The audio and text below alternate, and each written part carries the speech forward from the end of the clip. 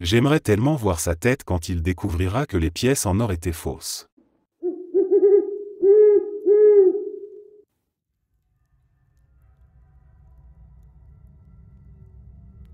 Il y a environ 3 ans, je travaillais dans une grande usine.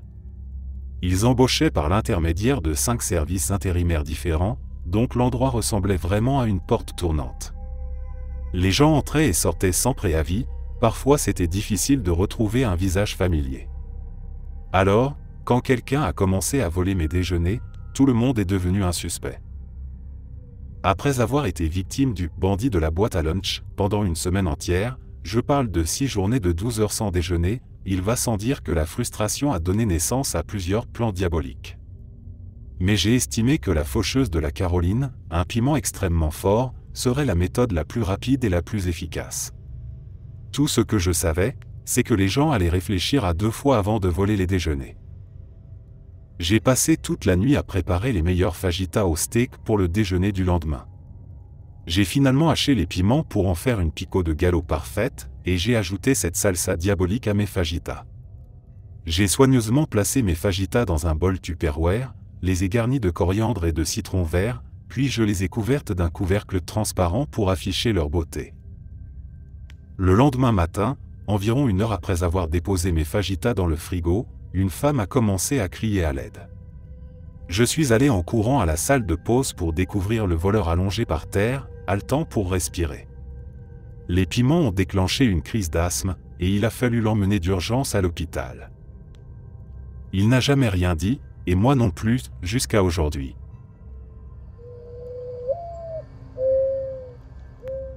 Je vais partager une histoire que mes amis et ma famille connaissent bien, et qui est souvent racontée et plaisantée sur, même des années plus tard. Un ami m'a suggéré que cet endroit serait parfait pour la rendre publique, alors allons-y. Je n'avais que 10 ans quand mes parents ont été tués dans un accident de voiture. Mon père avait seulement 39 ans et ma mère 35. Aucun de leurs proches ne pouvait me prendre en charge. Nous vivions dans une petite ville très religieuse, où tout le monde se connaissait. Mon père avait hérité d'une petite fortune et n'avait pas vraiment besoin de travailler. Il n'aimait pas les grandes villes, alors avec ma mère, ils avaient décidé de déménager dans une petite ville où ils pourraient ouvrir un magasin d'antiquités. Ma mère adorait collectionner les antiquités. Je serais allé à l'orphelinat si ce couple de l'église, que j'appellerais M et Madame Banks, n'avait pas organisé un grand discours à l'église, en disant des choses comme « Une petite fille a besoin d'un foyer aimant, et Dieu nous a confié la tâche joyeuse de l'élever dans notre maison et nos cœurs. » Ça fait longtemps, et je ne me souviens pas exactement des mots de Madame Banks, mais c'était quelque chose dans le genre. Les Banks avaient leur propre fille, Kitty, qui avait 1 an de plus que moi.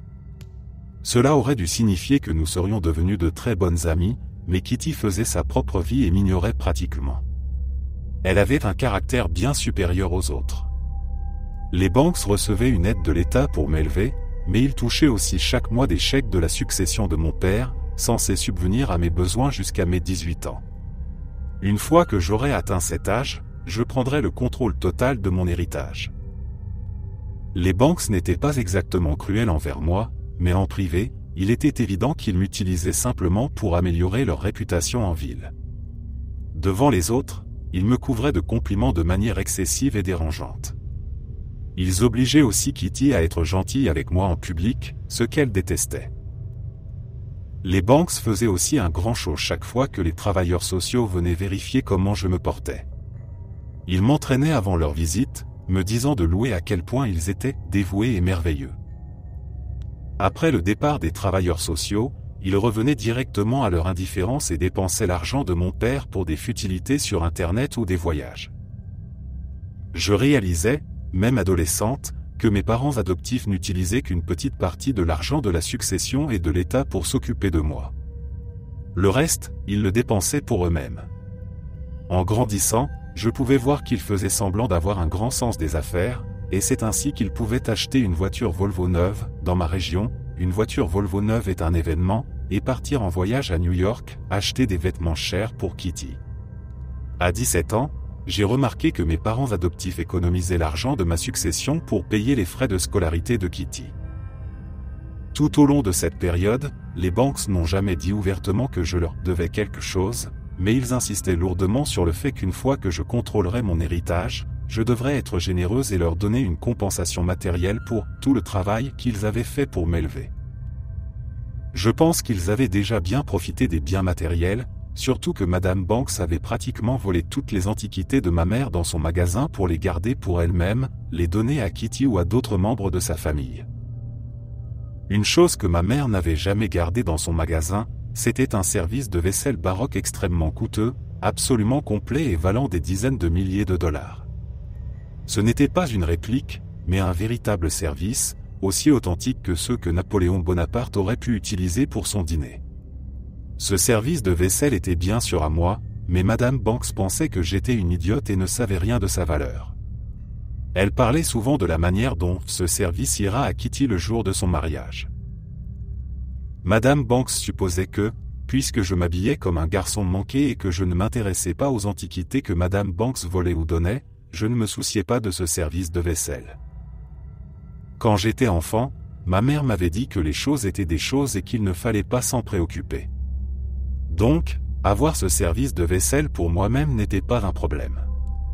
Ce qui était un problème, c'était que Madame Banks agisse comme si ce service lui appartenait et qu'elle pouvait le donner à qui bon lui semblait. Eh bien, non, madame. Une fois que Kitty est partie à l'université grâce à l'argent de mes parents biologiques, j'ai dû faire mes propres projets. J'avais toujours bien réussi à l'école et j'avais même obtenu une bourse partielle pour aller étudier dans un autre État. Le reste, je pouvais facilement le payer avec mon héritage, que je contrôlerais très bientôt. Comme d'habitude, M et Madame Banks me harcelaient en me disant que je leur devais de la compensation et que puisque j'allais bientôt être riche, je devrais partager la richesse. Je pense qu'ils avaient volé ou mal utilisé plus de 200 000 $ de l'argent de mes parents, sans parler de l'argent de l'État qu'ils avaient détourné. Ils avaient largement partagé la richesse, à leur façon. Je n'ai jamais promis quoi que ce soit. J'ai juste souri et j'ai tenu un tableau de chaque relevé bancaire, je les recevais trimestriellement, que ma fiducie émettait au fil des ans. La famille Banks ne m'a jamais montré ces relevés, mais quand j'ai demandé à la banque de me fournir un résumé, ils étaient plus qu'heureux de m'aider. J'ai aussi noté chaque achat majeur que mes parents adoptifs avaient clairement effectué avec de l'argent bien au-delà de leurs moyens, en tant que femme au foyer et vendeur d'assurance. Des choses comme une voiture à 40 000 $ achetée en liquide, une voiture d'occasion à 20 000 $ achetée en liquide qu'ils ont donné à Kitty, des voyages à Hawaï, à New York, des cadeaux en argent à l'église qui les faisaient passer pour très généreux aux dépens de mes parents décédés. Je conservais tout cela dans un joli classeur à 3 anneaux. J'avais déjà organisé mon voyage vers mon nouveau campus. De toute façon, je n'avais presque rien chez les Banks et je n'avais aucune intention de revenir, du moins pas dans leur maison. Les Banks savaient que je partais, mais ne se sont même pas dérangés pour me dire au revoir, car ils supposaient que je reviendrais leur prendre ce qui leur était dû. J'ai attendu la grande vente annuelle d'antiquités de notre église, prévue dans 3 jours. Comme d'habitude, les Banks ont donné toutes sortes de trucs, dont beaucoup d'objets qui appartenaient autrefois à ma mère et qui m'appartenaient techniquement. Ils n'hésitaient pas à donner mes affaires tout en s'attribuant le mérite. Lorsqu'M et Madame Banks étaient en train de faire du shopping avec l'argent de mes parents et étaient absents de leur maison, j'ai mis le service de vaisselle dans une boîte et je l'ai apporté à l'église. J'ai dit au comité de la vente qu'il s'agissait d'une donation de Madame Banks, avec tous les bénéfices destinés à l'église. Cette donation est faite au nom de M et Madame Banks. J'étais juste. Si Madame Banks était vraiment aussi pieuse, elle serait ravie qu'une si belle donation soit faite en son nom. Malheureusement, je savais qu'elle allait réagir différemment, car elle était plus fausse qu'un implant mammaire de star du porno. Les dames de l'église étaient stupéfaites, surtout quand je leur ai dit l'évaluation de la valeur du service. Je leur ai aussi dit que si elles avaient besoin de preuves de propriété et du droit de vendre, elles pouvaient contacter un certain avocat à New York. Elles m'ont remercié chaudement et ont loué la générosité de Madame Banks. Cet article serait le plus cher de toute l'histoire de leur vente. Tout le monde savait que personne ne pourrait acheter le service complet, mais tout le monde adorait acheter les pièces à l'unité. J'ai pris une tasse et une soucoupe, j'ai pris un des plats, j'ai pris un coquetier. Les banques étaient censées travailler à la vente le deuxième jour et je n'étais pas là.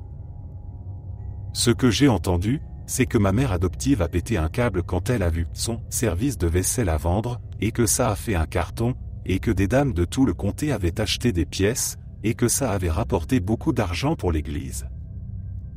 Ma mère adoptive a fait une scène et a dit que j'avais volé le service de chez elle. Les dames de l'église ont expliqué que j'avais fait la donation en son nom et qu'elle recevait les éloges pour cette donation. Ma mère adoptive était en train de s'arracher les cheveux, selon ce que j'ai entendu plus tard. Elle essayait de retrouver ceux qui avaient acheté des pièces et de les récupérer.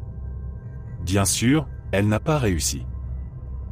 Ce qu'elle a réussi à faire, c'est de passer pour une personne immonde. Toute l'Église l'a vue comme égoïste, matérialiste et agissant de manière très impie, surtout en maudissant sa propre fille adoptive. Une semaine plus tard, mes parents adoptifs ont reçu un colis recommandé de ma part et de mon avocat. Il contenait mon classeur où je montrais les relevés bancaires et une liste de toutes leurs dépenses extravagantes. Il contenait aussi un avertissement de mon avocat, disant que si jamais il tentait de me contacter pour de l'argent, il recevrait une facture et une convocation au tribunal. Voilà, c'était fini. 10 ans plus tard, je travaille comme enseignante en 3e année. Je suis mariée à un comptable, et nous avons un fils de 3 ans et une fille d'1 an.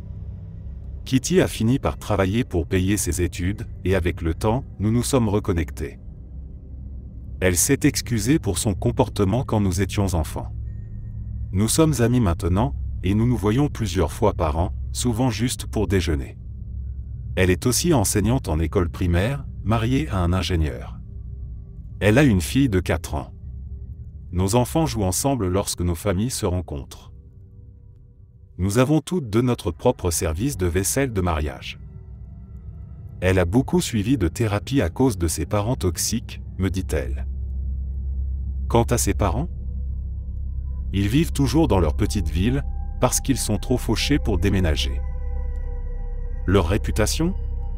Celle d'être ce couple qui a éloigné ses 2 enfants et volé de l'argent à cette pauvre petite fille dont les parents sont morts, et qui a essayé de voler de l'argent à Jésus en se plaignant de ne pas récupérer son service de vaisselle baroque.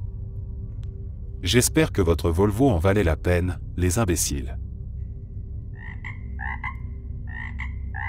Après mon divorce, ma femme alcoolique de 18 ans, qui avait entamé une autre liaison, cette fois avec son conseiller en addiction, mon avocat et moi avons tendu un piège. Si tu ne le sais pas, des relations intimes entre un conseiller et son patient sont fortement désapprouvées par les organismes de réglementation. Et je n'étais pas peu en colère après avoir financé sa rééducation, 25 000 $ que je n'avais pas à dépenser, pour l'avoir retombé dans ses anciennes habitudes. Peu de temps avant que le divorce ne soit finalisé, j'avais déposé une plainte auprès de l'organisme d'État qui délivre les licences des professions de santé. Sachant qu'ils étaient en mauvaise posture à cause de leurs relations non professionnelles, je l'avais déjà fait licencier d'un grand hôpital universitaire, elle avait réduit ses demandes excessives. J'ai accepté un règlement très modeste, j'ai gardé la maison, j'ai obtenu la garde de nos 3 enfants préadolescents, et en plus, j'ai eu une pension alimentaire. L'avocat de ma femme avait naturellement inclus une clause dans le divorce stipulant que je ne devais rien dire de négatif sur son amant et leur relation. Mais l'avocat a fait une erreur et n'a jamais demandé si j'avais déjà déposé des plaintes, ce qui m'a permis de ne pas avoir à les retirer. Il pensait que je me contentais de critiquer leur relation auprès des voisins et des amis, et il ne s'est jamais douté qu'on faisait bien plus que ça. Quand le Conseil des professions de santé a répondu à ma plainte peu après que le divorce ait été finalisé, j'ai dit qu'il me faudrait une citation à comparaître pour me forcer à témoigner, une citation à comparaître prime sur un accord dans un règlement de divorce. Ils ont bien sûr accepté. Ils lui ont retiré sa licence, et l'ont inscrit sur un registre des professionnels de santé sanctionnés. Il n'a plus jamais travaillé. Ils étaient fauchés en quelques années et elle l'a quitté quand l'argent a disparu. Entre-temps, sa mère était morte, laissant un patrimoine considérable, ce qui a prolongé la durée de leur relation. Ah, et la cerise sur le gâteau, c'est qu'il se trouve que sa femme et moi avons échangé des informations, notamment des reçus d'hôtel datant de leur liaison, qui nous ont tous deux aidés dans nos divorces respectifs. La justice a été rendue.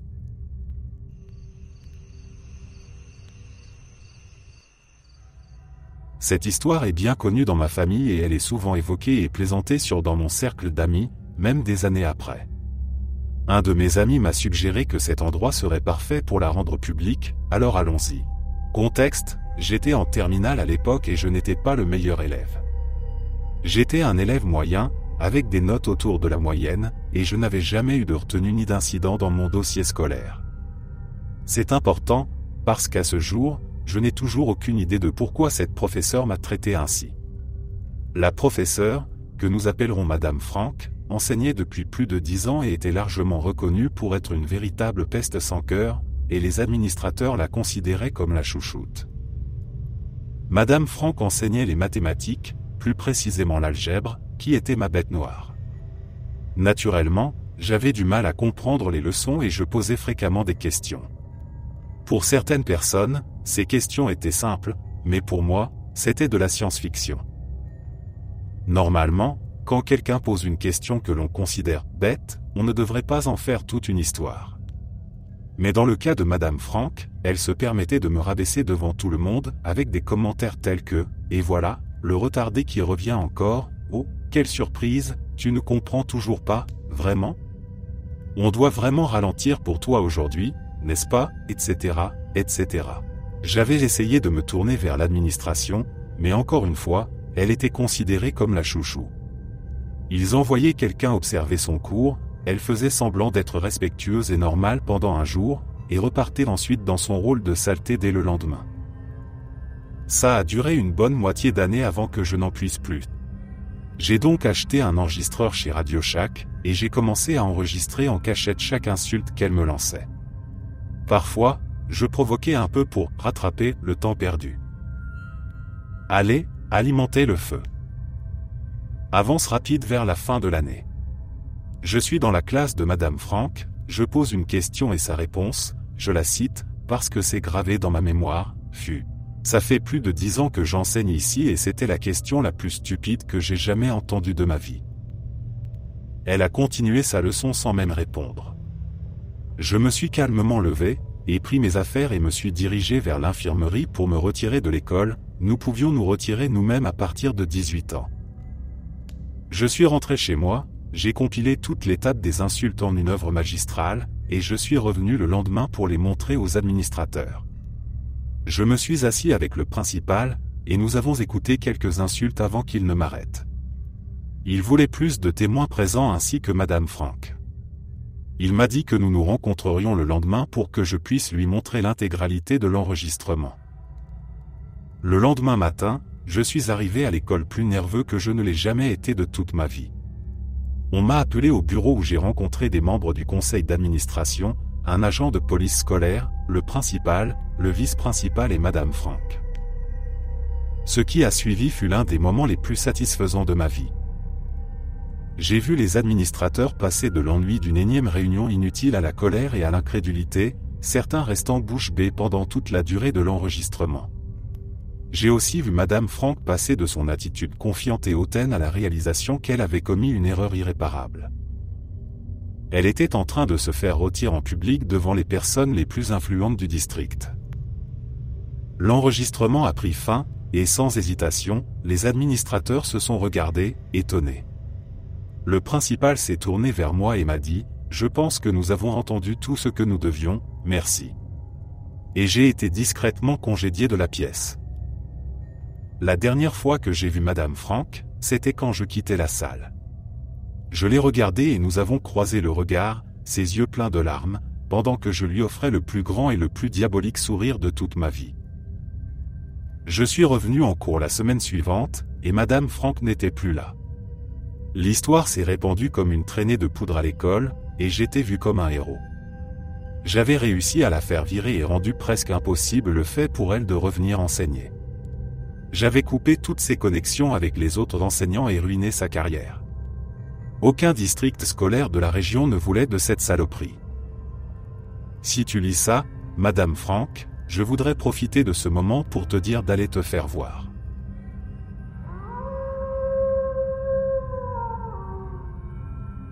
Cela s'est passé il y a environ 20 ans. Notre famille possédait 2 immeubles d'appartements, chacun avec 3 unités. Nous vivions dans 2 d'entre eux et louions les 4 autres. La rue était bordée de 3 places sur environ 1 kilomètre. Pas tous avaient de place de parking.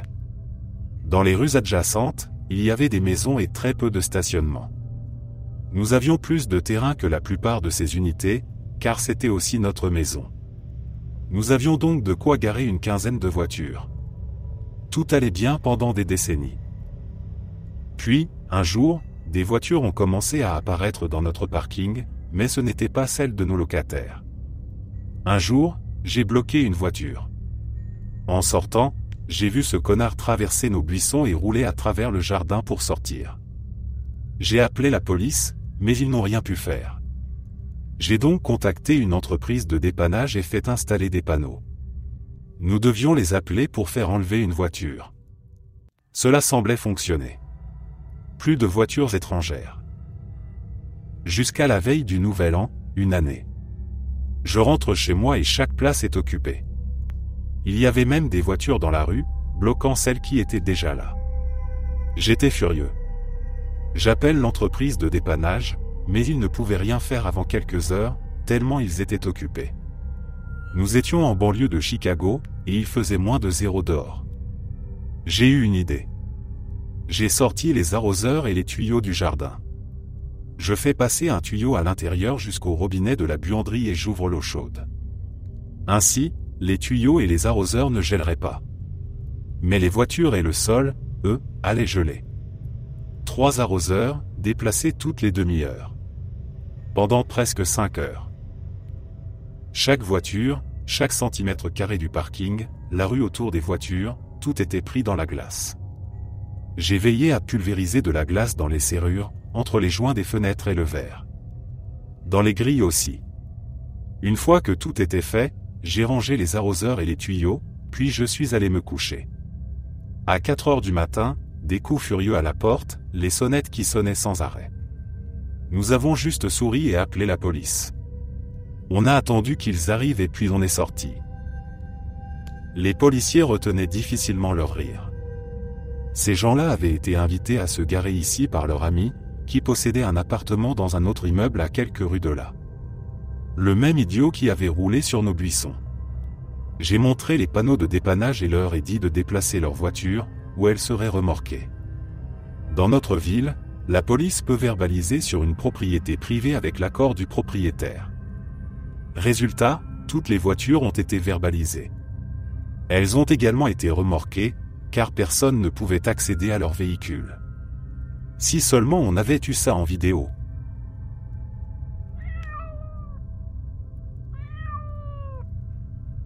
Il y a quelques années, j'ai traversé une épreuve personnelle importante et j'ai raconté cette histoire à un ami, qui m'a suggéré de la partager. Tout a commencé il y a quelques années. Je pensais que nous étions heureux. Nous étions un couple classique de professionnels dans la banlieue. Finances stables, bonne santé, une vie sexuelle épanouie, 2 enfants, une fille de 14 ans et un garçon de 9 ans à l'époque. Je pensais que nous avions aussi une vie sociale saine. Nous traversions une période un peu difficile, comme cela arrive souvent dans les couples mariés. Nous travaillions tous les deux beaucoup, nous ne passions pas assez de temps ensemble, nous faisions face à des problèmes de développement avec mon fils, et les tensions à la maison étaient palpables. J'ai commencé à remarquer qu'elle passait beaucoup plus de temps sur son téléphone à envoyer des messages à ses copines. Je n'y prêtais pas attention au début. J'ai fait un effort conscient pour quitter le travail plus tôt, aider davantage à la maison et être plus disponible émotionnellement, mais au bout de quelques semaines, l'écart entre nous ne cessait de se creuser. Un jour, en chargeant un vieil iPad pour mon fils, je suis tombé par hasard sur des messages.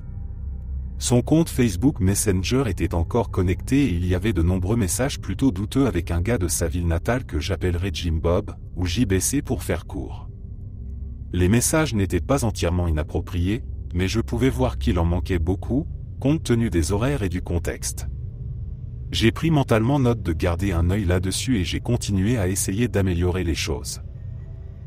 Le lendemain, après avoir pris une journée de congé pour terminer quelques projets que je pensais qu'elle apprécierait, je lui avais laissé des petits mots doux pour lui rappeler combien je l'appréciais. Mais encore une fois, je l'ai retrouvée dans le coin du salon, en train d'envoyer des messages à ses copines. Je me suis emparé de l'iPad des garçons, j'ai ouvert Messenger et j'ai vu en temps réel ma femme me descendre. Elle et JBC se moquaient de moi. Toutes mes faiblesses, mes insécurités et mes secrets que j'avais confiés à ma partenaire étaient devenus des sujets de moquerie entre eux. En plus, bien qu'il n'y ait pas de sextos explicites, il y avait une forte connotation sexuelle dans toute la conversation, surtout quand elle critiquait mes performances au lit. J'ai réussi à faire quelques captures d'écran, mais j'en ai raté une bonne partie car elle supprimait les messages au fur et à mesure qu'ils étaient échangés. Je n'étais pas capable de lui faire face émotionnellement. Je suis resté dans mon bureau jusqu'à ce qu'elle s'endorme et j'ai pris quelques verres pour oublier. Le lendemain, j'ai pris un peu de temps pour réfléchir, boire et essayer de comprendre ce que je devais faire. Lorsqu'elle est rentrée à la maison, elle a voulu savoir ce qui n'allait pas, et j'ai joué la carte de la mauvaise journée. Quelques minutes après, j'étais de nouveau en train d'observer l'iPad, tandis que le désastre continuait de se dérouler. Cela a marqué le début de quelques semaines où je prenais des captures d'écran, buvais et me détachais de la relation. Je savais que c'était irréparable. Les messages étaient désormais ouvertement sexuels, avec ma femme pleinement impliquée, et JBC y ajoutait des « je t'aime ». J'ai consulté un avocat et exploré mes options, et j'ai commencé à avancer dans ma démarche. Puis, les choses sont devenues complètement surréalistes. En lisant les messages, j'ai découvert que JBC venait en ville pour passer un week-end avec ma femme dans un bel hôtel. J'avais des informations manquantes, probablement parce qu'ils en avaient discuté au téléphone, mais j'ai réussi à comprendre où et quand cela allait se passer. Le lendemain, ma femme a commencé à me flatter, en me disant qu'elle voulait passer un week-end au spa avec ses amis pour se détendre et qu'après cela, nous pourrions vraiment nous concentrer sur notre mariage. J'ai joué le jeu à fond. C'était la meilleure idée qu'elle ait eue, et je ferai tout pour remettre les choses sur les rails. J'ai contacté l'avocat pour faire rédiger un accord de séparation stipulant qu'elle déménagerait, qu'elle aurait des visites le week-end, et qu'il n'y aurait pas de pension alimentaire jusqu'au divorce final. Puis j'ai passé 2 semaines terribles, pendant lesquelles mes sentiments pour elle avaient disparu et j'étais rempli d'une colère immense. Le jour fatidique est arrivé. J'ai pris la journée de congé. J'ai retiré la moitié de l'argent des comptes communs et j'ai laissé son équivalent. J'avais déjà redirigé mon salaire vers un nouveau compte. J'ai fermé notre compte de marché monétaire et pris un chèque de banque pour sa part. J'ai imprimé 75 pages de capture d'écran des conversations et j'ai tué le temps, ne voulant pas être à la maison. Elle m'a envoyé un message en me disant qu'elle partait et qu'elle m'aimait. Je lui ai répondu de s'amuser. Je suis allé à l'hôtel vers 8h30 et j'ai appelé son téléphone depuis le hall. Ça a directement sonné sur la messagerie. Ils étaient probablement déjà en train de s'amuser. Je suis allé à la réception et j'ai demandé à être mis en contact avec la chambre de JBC. Après 3 sonneries, il a décroché. Je lui ai demandé de m'envoyer ma femme au hall. Il a d'abord feint l'ignorance, et je lui ai lancé une blague, lui disant que j'allais appeler sa femme pour qu'elle vienne la chercher, ce qui l'a visiblement paniqué. Moins de 2 minutes après, ma femme est apparue, visiblement troublée. Je l'ai installée dans un coin du hall. Elle a commencé à sortir des excuses, disant que ce n'était pas ce que ça semblait être. Je lui ai répondu que je n'étais pas là pour discuter, que ce qui était écrit dans ces papiers était ce qui se passait, et que la seule façon pour que je ne l'envoie pas à sa fille, à ses parents et à tout notre entourage était qu'elle quitte immédiatement la maison. Elle a commencé à pleurer un peu, mais je n'ai pas fléchi. J'ai posé le chèque pour sa part de l'argent et lui ai tendu l'accord de séparation. Je lui ai demandé de le signer et de le laisser à la maison lorsqu'elle viendrait chercher ses affaires. Elle a refusé de regarder les captures d'écran. Je lui ai dit de partir profiter de son week-end avec JBC et de ne pas revenir à la maison, sinon je diffuserai tout. Je suis parti du hall et j'ai entendu sa crise de larmes. Je me suis rendu dans un parking, et là, j'ai eu ma propre explosion de rage et de pleurs. Avant, j'aurais réagi différemment, mais cette fois, je suis parvenu à garder mon calme. Je ne sais pas ce qu'elle a fait ce soir-là ni pendant le week-end. Elle a continué à m'appeler et à m'envoyer des messages. J'ai éteint mon téléphone. Le lundi après-midi, des déménageurs étaient à la maison, et elle m'a remis l'accord signé. Elle a fait un discours aux enfants, expliquant que papa et maman avaient besoin de temps à part, mais qu'ils s'aimaient toujours. Après une semaine, elle a voulu avoir une vraie conversation. Je l'ai écoutée. Elle s'excusait, elle voulait une seconde chance, elle voulait récupérer sa famille. Elle était à genoux, pleurant dans mon giron. Je n'avais aucune intention de la reprendre. Je lui ai dit qu'elle devait organiser une thérapie de couple à une heure qui me conviendrait. Je lui ai dit que je ne pouvais pas vivre avec elle, mais qu'elle devrait être présente pour les enfants et essayer de maintenir une relation avec eux. Nous avons commencé à suivre une thérapie. Elle travaillait sur ses problèmes, m'expliquant pourquoi elle avait agi ainsi, me suppliant de lui pardonner, tandis que je jouais le rôle du victime stoïque. Je n'avais aucune intention de lui donner une seconde chance. Tout ce que je voulais, c'était tuer le temps, me faire reconnaître comme le principal responsable des enfants et faire en sorte qu'elle n'ait plus de place dans la maison.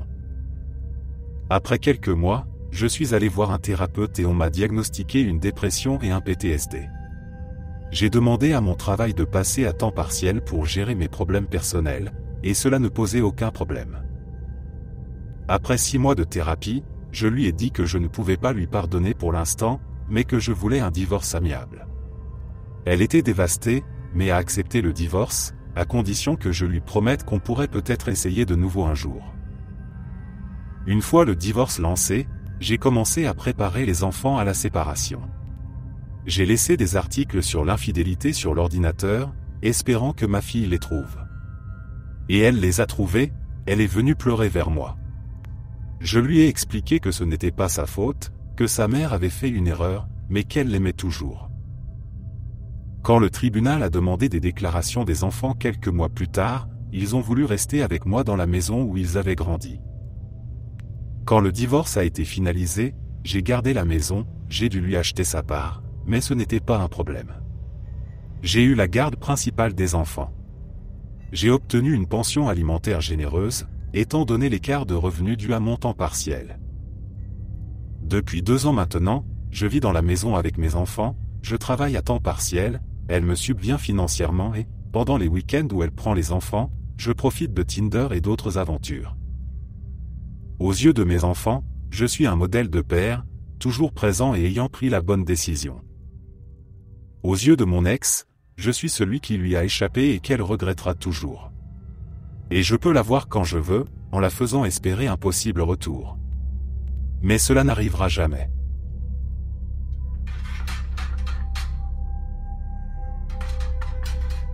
Je viens d'une petite ville conservatrice, située dans une zone rurale très dominée par la religion. Ici, l'apparence et la pureté morale sont primordiales. Tout le monde doit aller à l'église chaque semaine et on juge sévèrement ceux qui paraissent pécher. Cela a été un véritable fardeau pour moi, car dès ma naissance, les cartes étaient contre moi. En fait, je suis né d'un viol. Ma mère a perdu ses parents lorsqu'elle était jeune et a été accueillie par son oncle et sa tante. L'oncle occupait une position importante dans la hiérarchie religieuse locale. Lorsque lui et quelques-uns de ses amis ont commencé à abuser sexuellement de ma mère, personne n'a rien dit. Quand elle est tombée enceinte, elle a été accusée de se comporter comme une débauchée, séduisant des hommes mariés. Elle a été rejetée. Pourquoi elle n'a pas quitté la ville, je ne sais pas, mais c'est là que je suis né, hors mariage et sans père, étiqueté comme un paria pécheur. Mon enfance a été un véritable enfer. Je ne vais pas rentrer dans les détails, mais disons que lorsque j'ai commencé l'école, j'étais déjà très marqué. L'école n'a fait qu'empirer les choses. J'ai été harcelé sans relâche. Les enseignants étaient aussi impliqués, puisqu'ils faisaient partie de cette communauté religieuse. Imaginez-vous être le seul enfant noir dans une ville dirigée par le KKK, et vous aurez une idée de ce que c'était. Dans cette école, je suis devenu le gamin étrange, celui qui porte un manteau long ou l'équivalent culturel local. Je suis devenu délibérément bizarre et hostile pour repousser les autres. On m'avait déjà mis dans la case de l'enfant brisé et souillé, alors j'ai utilisé ça comme une armure pour me protéger. Malgré tout cela, j'ai réussi à obtenir mon diplôme avec des notes correctes. Une tante éloignée, la seule personne vraiment décente de ma famille, m'a aidé à m'inscrire dans une université en ville. Elle était un peu l'exception dans la famille, et peut-être qu'elle se reconnaissait en moi. C'est à peu près à ce moment-là que ma mère est morte, ayant fini par boire à en mourir. Je ne lui en veux pas. Elle avait une police d'assurance vie qui m'a permis de financer mes études. La vie en ville m'a libéré. J'ai commencé une thérapie et j'ai réussi à traiter les blessures que cette ville m'avait infligées. J'ai quitté ce trou, mais une part de lui est restée en moi. Les années ont passé. Je suis devenu consultant analytique. Je travaille pour une entreprise internationale qui fournit des analyses sortant des sentiers battus pour d'autres entreprises. Je ne rentrerai pas dans les détails pour protéger mon identité, mais nous aidons à résoudre toutes sortes de situations. Dans mon métier, il m'arrive parfois d'être appelé pour aider dans des opérations de réduction d'effectifs. C'est toujours une expérience pénible, car je compatis avec ceux qui sont licenciés, mais si je ne le fais pas, quelqu'un d'autre le fera. Il y a quelques années, on m'a assigné à 3 usines pour les évaluer et faire une suggestion sur laquelle déplacer à l'étranger. Ma ville natale faisait partie de ces 3 usines. Vous voyez, ma ville natale était un de ces endroits à une cheminée comme on dit dans mon pays. Il y avait une seule usine et un peu d'agriculture, tout le monde travaillait dans ces secteurs, environ 60% de la population dans l'usine. Le reste de l'économie tournait autour de l'usine et de ses employés. La communauté religieuse qui dirigeait la ville dirigeait aussi l'usine. Les grandes figures de la communauté étaient souvent des patrons dans l'usine. Cela signifiait que l'usine n'était pas bien gérée, les promotions étaient basées sur la sainteté plutôt que sur le mérite ou les compétences. Revenir dans cette ville a été une expérience délicieuse. La plupart des gens ne m'ont pas reconnu tout de suite. L'ex-enfant marginalisé était devenu un simple robot corporate. J'ai inspecté tous les papiers, écouté leurs discours et leurs mensonges, audité les processus. En faisant cela, j'ai laissé quelques indices et finalement ils ont compris qui j'étais. Les gens de l'usine ont organisé une fête pour moi, par nostalgie des bons vieux temps. Beaucoup de mes anciens potes d'école étaient là. Nous avons partagé des souvenirs de faux bons moments. J'ai jeté de l'ombre sur chaque partie de cette fête en ramenant des événements de harcèlement que j'avais subis, juste pour voir l'atmosphère devenir gênée. Puis j'ai ri, comme si tout cela n'avait été qu'une blague et que j'en étais sorti. À l'intérieur, je bouillonnais de haine, mais j'adorais ça. Voir leur visage, voir ce qu'ils étaient devenus, c'était un pur plaisir. Parce que, au fond, je savais que j'allais leur enlever tout ça. À la fin, ils semblaient soulagés, pensant qu'ils avaient de la chance que ce soit moi qui fasse l'audit, que le gamin du coin allait les protéger. Après mon séjour de quelques jours, j'ai roulé dans la ville en voiture de location, juste pour voir comment les gens vivaient et me rappeler ce que c'était. Mon état d'esprit était proche de l'excitation. Je n'avais jamais compris pourquoi les gens recherchaient le pouvoir, mais maintenant, je comprenais. Le reste, comme on dit, est histoire. J'ai rédigé un rapport impitoyable, documentant chaque petit défaut et erreur de l'usine. Je n'avais même pas besoin de mentir ou de fabriquer quoi que ce soit, j'ai simplement pris des faits existants et les ai amplifiés pour les rendre encore plus catastrophiques qu'ils ne l'étaient. L'usine a été fermée et, dans les 3 années suivantes, la ville est morte. Aucune entreprise n'est venue la remplacer. La consommation de drogue et d'alcool a explosé, tout comme la criminalité et la violence domestique. Des vies se sont effondrées, des familles se sont déchirées. La ville ne s'en est toujours pas remise, à part quelques âmes plus brillantes qui sont parties. De temps en temps, je les espionne sur les réseaux sociaux, me délectant de la façon dont leurs vies se sont effondrées, comment chacun d'entre eux a payé pour ce qu'ils m'ont fait, à ma mère et à moi. Je ne ressens aucune once de remords. Si je pouvais tout recommencer, je le ferais, mais cette fois, je m'assurerais d'être là quand ils apprendront la fermeture de l'usine. En fait, dans ma version idéale des événements, je resterai dans la ville pendant 1 an juste pour voir tout s'effondrer autour d'eux. En réalité, je n'y retournerai qu'une seule fois quand mon oncle mourra enfin, je vais aller pisser sur sa tombe. En me dirigeant vers ma porte à l'aéroport LAX, j'ai remarqué une femme dont le chien était en train de faire ses besoins en plein milieu du chemin. Elle était en train de discuter bruyamment en vidéo avec son téléphone, dos à son chien, ce qui m'a fait penser qu'elle ne devait pas avoir remarqué la scène. C'était probablement la même chose à laquelle pensait l'homme qui tenta d'attirer son attention. Il s'approcha d'elle poliment et lui fit remarquer, en pointant le chien en pleine action. La femme lui lança un regard furieux, mais continua de discuter sur son téléphone. L'homme, visiblement gêné, se recula discrètement. Elle poursuivit sa conversation, s'exclamant sans ironie apparente à son interlocuteur, « Certaines personnes sont vraiment impolies. » Lorsque le chien eut terminé, la femme se leva et commença à s'éloigner, laissant la crotte sur le sol de l'aéroport. Une autre femme s'approcha et tenta de l'interpeller, choquée, « Vous n'allez pas nettoyer ça ?» La fautive répondit d'un ton désinvolte, « Ils ont des gens pour ça », avant de disparaître dans la foule, aussi discrète qu'une personne criant dans un téléphone. Je me tenais près de la scène et prévenais les passants d'éviter la zone, tandis qu'une autre personne attirait l'attention d'un agent d'entretien. Personne n'osait dire quoi que ce soit, tellement l'attitude de cette femme nous avait tous sidérés. Une fois arrivé à ma porte d'embarquement, je la retrouvai là. Super, nous allions toutes les deux à Tokyo. À chaque fois que je voyage à l'étranger, je suis gêné par les comportements des autres Américains, même pour des choses beaucoup moins embarrassantes que laisser des excréments d'animaux sur le sol d'un aéroport. Pour couronner le tout, son chien aboyait sur chaque personne qui passait près d'elle. Je n'ai rien contre les gens qui voyagent avec leurs animaux, moi-même je le fais souvent. Mais c'est un privilège que je prends au sérieux. Mon chien est bien éduqué et se comporte mieux que bien des gens. Il se comporte certainement mieux que ce chien. En parlant de mauvaise éducation, il existe une aire de soulagement pour animaux à l'intérieur de l'aéroport, après la sécurité, à seulement 2 portes de celle où son chien avait fait ses besoins. Mais cela n'avait pas d'importance.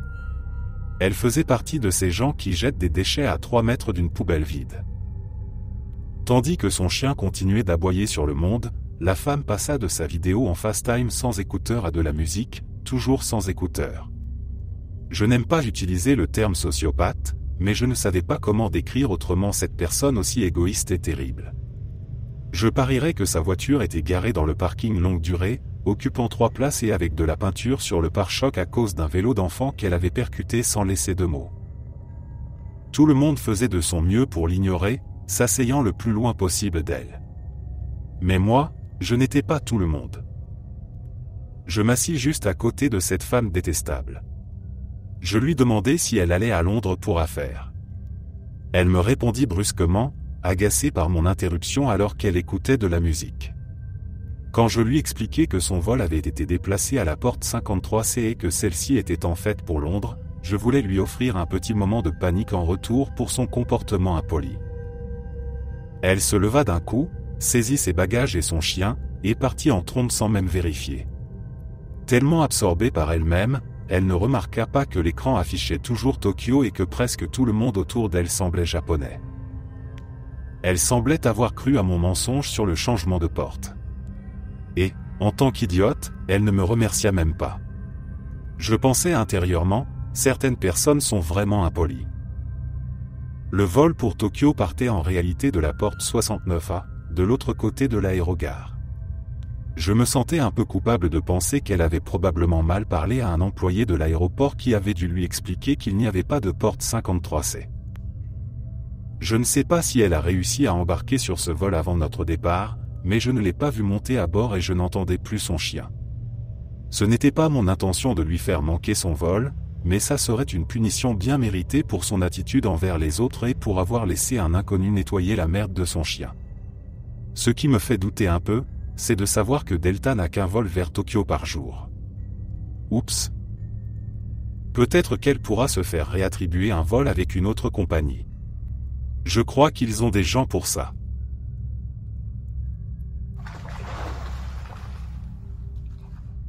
Il y a 4 ans, à l'âge de 24 ans, ma mère est morte d'un cancer du sein. Comme mes 2 grands-mères étaient également décédées de cette maladie, j'ai décidé de consulter un spécialiste pour un dépistage. C'est à ce moment-là que j'ai appris qu'il y avait des cellules dans l'un de mes seins qui pouvaient devenir cancéreuses à tout moment. On m'a alors présenté plusieurs options. Je pouvais faire des dépistages réguliers tous les 3 ou 4 mois pour surveiller l'évolution des cellules. Le risque que ces cellules deviennent cancéreuses était élevé en raison de mon histoire familiale, mais il y avait aussi la possibilité qu'elles ne deviennent jamais cancéreuses et que je passe mes examens pour rien. Je pouvais opter pour une mastectomie simple, en enlevant le sein avec les cellules problématiques, mais il serait nécessaire de continuer à surveiller l'autre sein, donc des contrôles réguliers étaient toujours nécessaires. Je pouvais aussi choisir une mastectomie bilatérale, retirer tout le tissu mammaire et ainsi éliminer tout risque. J'ai choisi la mastectomie bilatérale. C'était l'option la plus drastique, mais après avoir vu ce que le cancer avait fait à ma mère et à mes grands-mères, je ne voulais prendre aucun risque. On m'a averti des cicatrices, mais on m'a dit qu'elles seraient relativement petites. Ce ne fut pas le cas. J'ai fini avec 2 grandes cicatrices roses, déchiquetées, de chaque côté de ma poitrine, chacune d'environ 1 pouce de long et 1 demi-pouce de large. Cela m'a plongé dans une dépression sévère, au point de ne même plus sortir de chez moi pour ne pas que les gens me voient, jetant mes miroirs, et me sentant malade en me regardant. Je suis allé voir un thérapeute qui m'a conseillé de consulter un chirurgien plasticien. Le thérapeute m'a dit qu'il ne ferait normalement pas ça, mais il voyait bien que c'était un problème pour moi et qu'il se pourrait que je ne m'en remette jamais. Le chirurgien plasticien m'a proposé une crème, un laser ou des implants. La crème n'a pas fonctionné, le laser était à la fois cher et risqué, alors j'ai opté pour les implants. Mes seins naturels étaient en taille F, j'ai choisi une taille DD légèrement plus petite. Depuis, ma santé mentale s'est améliorée et je me sens bien mieux dans mon corps. Ma confiance et mon estime de moi ont augmenté. Je sais que je ne devrais pas trop me concentrer sur mon apparence, mais je n'exagère pas quand je parle de ces cicatrices. Elles étaient énormes, roses, déchiquetées, gonflées, vraiment horribles à regarder. Je détestais me voir. Maintenant, elles sont joliment cachées et on ne les sent presque plus. Aujourd'hui, à 28 ans, je travaille dans un bureau. Je vais bien mieux qu'avant. Un jour, une de mes collègues, Gilles, a découvert que j'avais eu une chirurgie esthétique, mais pas à cause du cancer. Cela s'est su lorsque mon amie de longue date et moi planifions des vacances et qu'elle plaisantait sur le fait que j'avais des implants mammaires pour prendre l'avion. Gilles a entendu cette conversation. À la fin de la journée, tout le bureau était au courant que j'avais eu une opération, mais personne ne savait pourquoi. Un certain nombre de collègues m'ont confirmé que Gilles leur avait raconté. Dans les mois qui ont suivi, Gilles a fait de nombreuses blagues et remarques sur ma poitrine quand j'étais à portée de voix, allant jusqu'à dire que j'avais plus de plastique que Barbie et me qualifiant de fausse de 2 manières. Un ami de bureau m'a aussi rapporté qu'elle m'avait un jour traité de sac de silicone. Je ne savais pas exactement ce qui n'allait pas chez elle, mais un jour elle a mentionné le NHS, ce qui me laissait penser qu'elle pensait que j'avais eu mes implants gratuits grâce au fonds public, j'avais eu la mastectomie via le NHS, mais j'avais payé pour la chirurgie esthétique et la thérapie en privé. Je lui ai demandé plusieurs fois d'arrêter, mais malheureusement, les endroits où je lui en ai parlé étaient des endroits sans caméra, comme l'ascenseur ou les toilettes des femmes, et Gilles n'a cessé de faire des remarques, peu importe combien de fois je lui ai demandé d'arrêter. Ce n'était pas tous les jours, mais je les entendais au moins 3 fois par semaine pendant 3 mois. Mon point de rupture est arrivé lors d'un déjeuner où nous étions avec Gilles et d'autres collègues. J'ai qualifié quelque chose de superficiel et Gilles a répondu, en faisant un geste vers ma poitrine, « Tu sais tout sur la superficialité. » C'est là que j'ai explosé. Je lui ai expliqué la raison de mes implants, en détaillant mon histoire médicale et en ajoutant que, peut-être, avant de juger quelqu'un pour avoir une chirurgie esthétique, il serait préférable de lui demander pourquoi elle l'a fait. Après avoir lancé cette vérité, j'ai pris mon repas et je suis parti.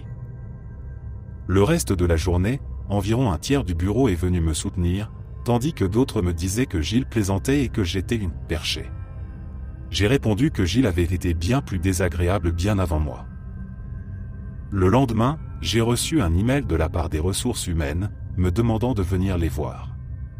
Lors de ma demande de clarification, ils ont mentionné un « environnement de travail hostile », ce qui est un terme américain, et qui n'a pas beaucoup de poids en Angleterre, mais c'est ce qui m'a été dit. Je savais qui avait signé l'email, Debbie, une amie de Gilles dans les ressources humaines, et j'étais presque certaine que c'était elle qui m'avait dénoncé. Je savais que si cela avait déjà été signalé aux ressources humaines, je devais réunir toutes les preuves possibles. Je me suis donc mise à collecter les informations. J'ai consulté mon contrat et j'ai trouvé une section sur les plaintes qui mentionnait que j'avais le droit de demander un changement de responsable de l'examen de la plainte si je pensais que la personne était biaisée. Je l'ai photocopié et j'ai surligné cette partie. J'ai également contacté les collègues qui m'avaient soutenu sur Facebook, leur demandant s'ils se souvenaient des insultes de Gilles et s'ils étaient prêts à signer une déclaration écrite. Environ 20 personnes ont accepté de m'aider. J'ai ensuite noté les dates approximatives des fois où j'avais demandé à Gilles d'arrêter, ainsi que l'heure de la confrontation au déjeuner, et j'ai recueilli les noms des témoins. Le matin suivant, je suis arrivé légèrement en avance au travail. J'ai pris toutes les lettres signées, la photocopie de la page de mon contrat et mes notes dans un dossier, et j'ai commencé à recueillir les témoignages.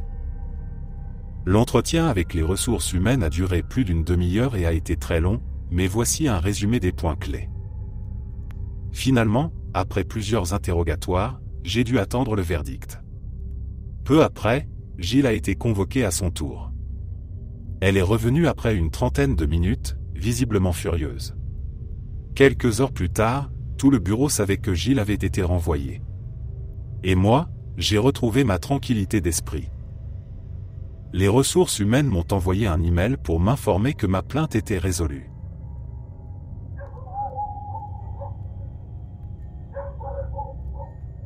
L'été dernier, j'étais à un mariage de mon cousin.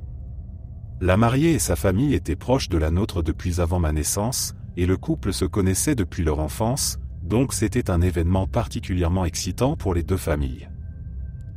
Cependant, après la cérémonie, alors que la fête venait à peine de commencer, l'une des demoiselles d'honneur a décidé d'annoncer ses propres fiançailles. L'attention a immédiatement été détournée des jeunes mariés et portée sur la demoiselle d'honneur, que j'appellerai Sarah, et son fiancé, tout aussi arrogant. La femme de mon cousin, que j'appellerai Emma, n'a pas fait de scène ni prononcé un seul mot négatif sur Sarah. On aurait dit qu'elle était sur le point de fondre en larmes, mais elle a continué de sourire et a fait semblant d'être très heureuse pour le couple. Cela n'était pas dans ses habitudes, car Emma est généralement assez confrontatrice et dit toujours ce qu'elle pense, peu importe les conséquences. Plus tard, Sarah a choisi Emma pour être la demoiselle d'honneur à son propre mariage, qui a eu lieu le week-end dernier. Je n'y étais pas, mais mon cousin m'a envoyé quelques moments forts via Snapchat et m'a expliqué toute la situation. C'est là que l'histoire devient intéressante.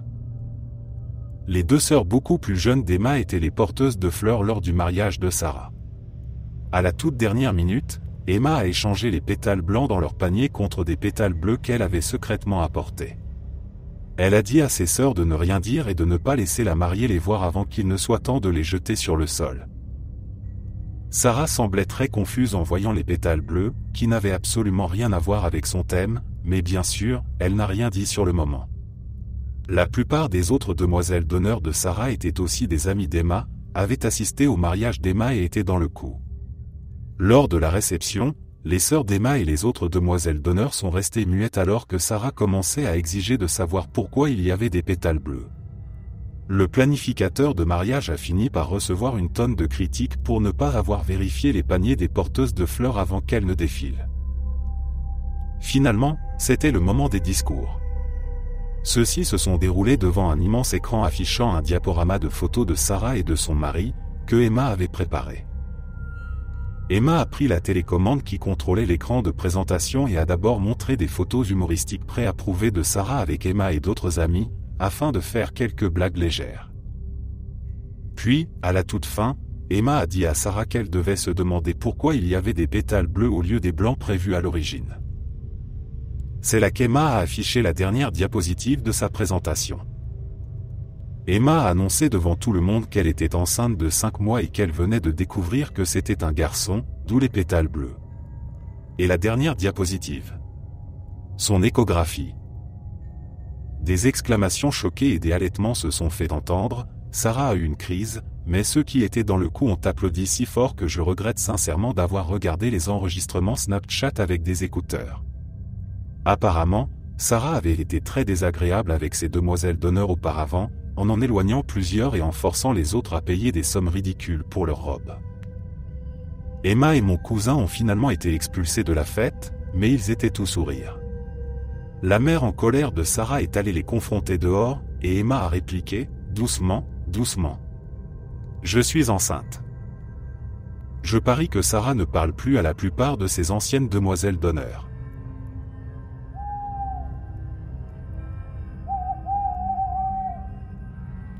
Je suis fils unique. Ma mère est décédée d'un cancer des ovaires à seulement 55 ans, il y a 5 ans. Cela a brisé le cœur de mon père.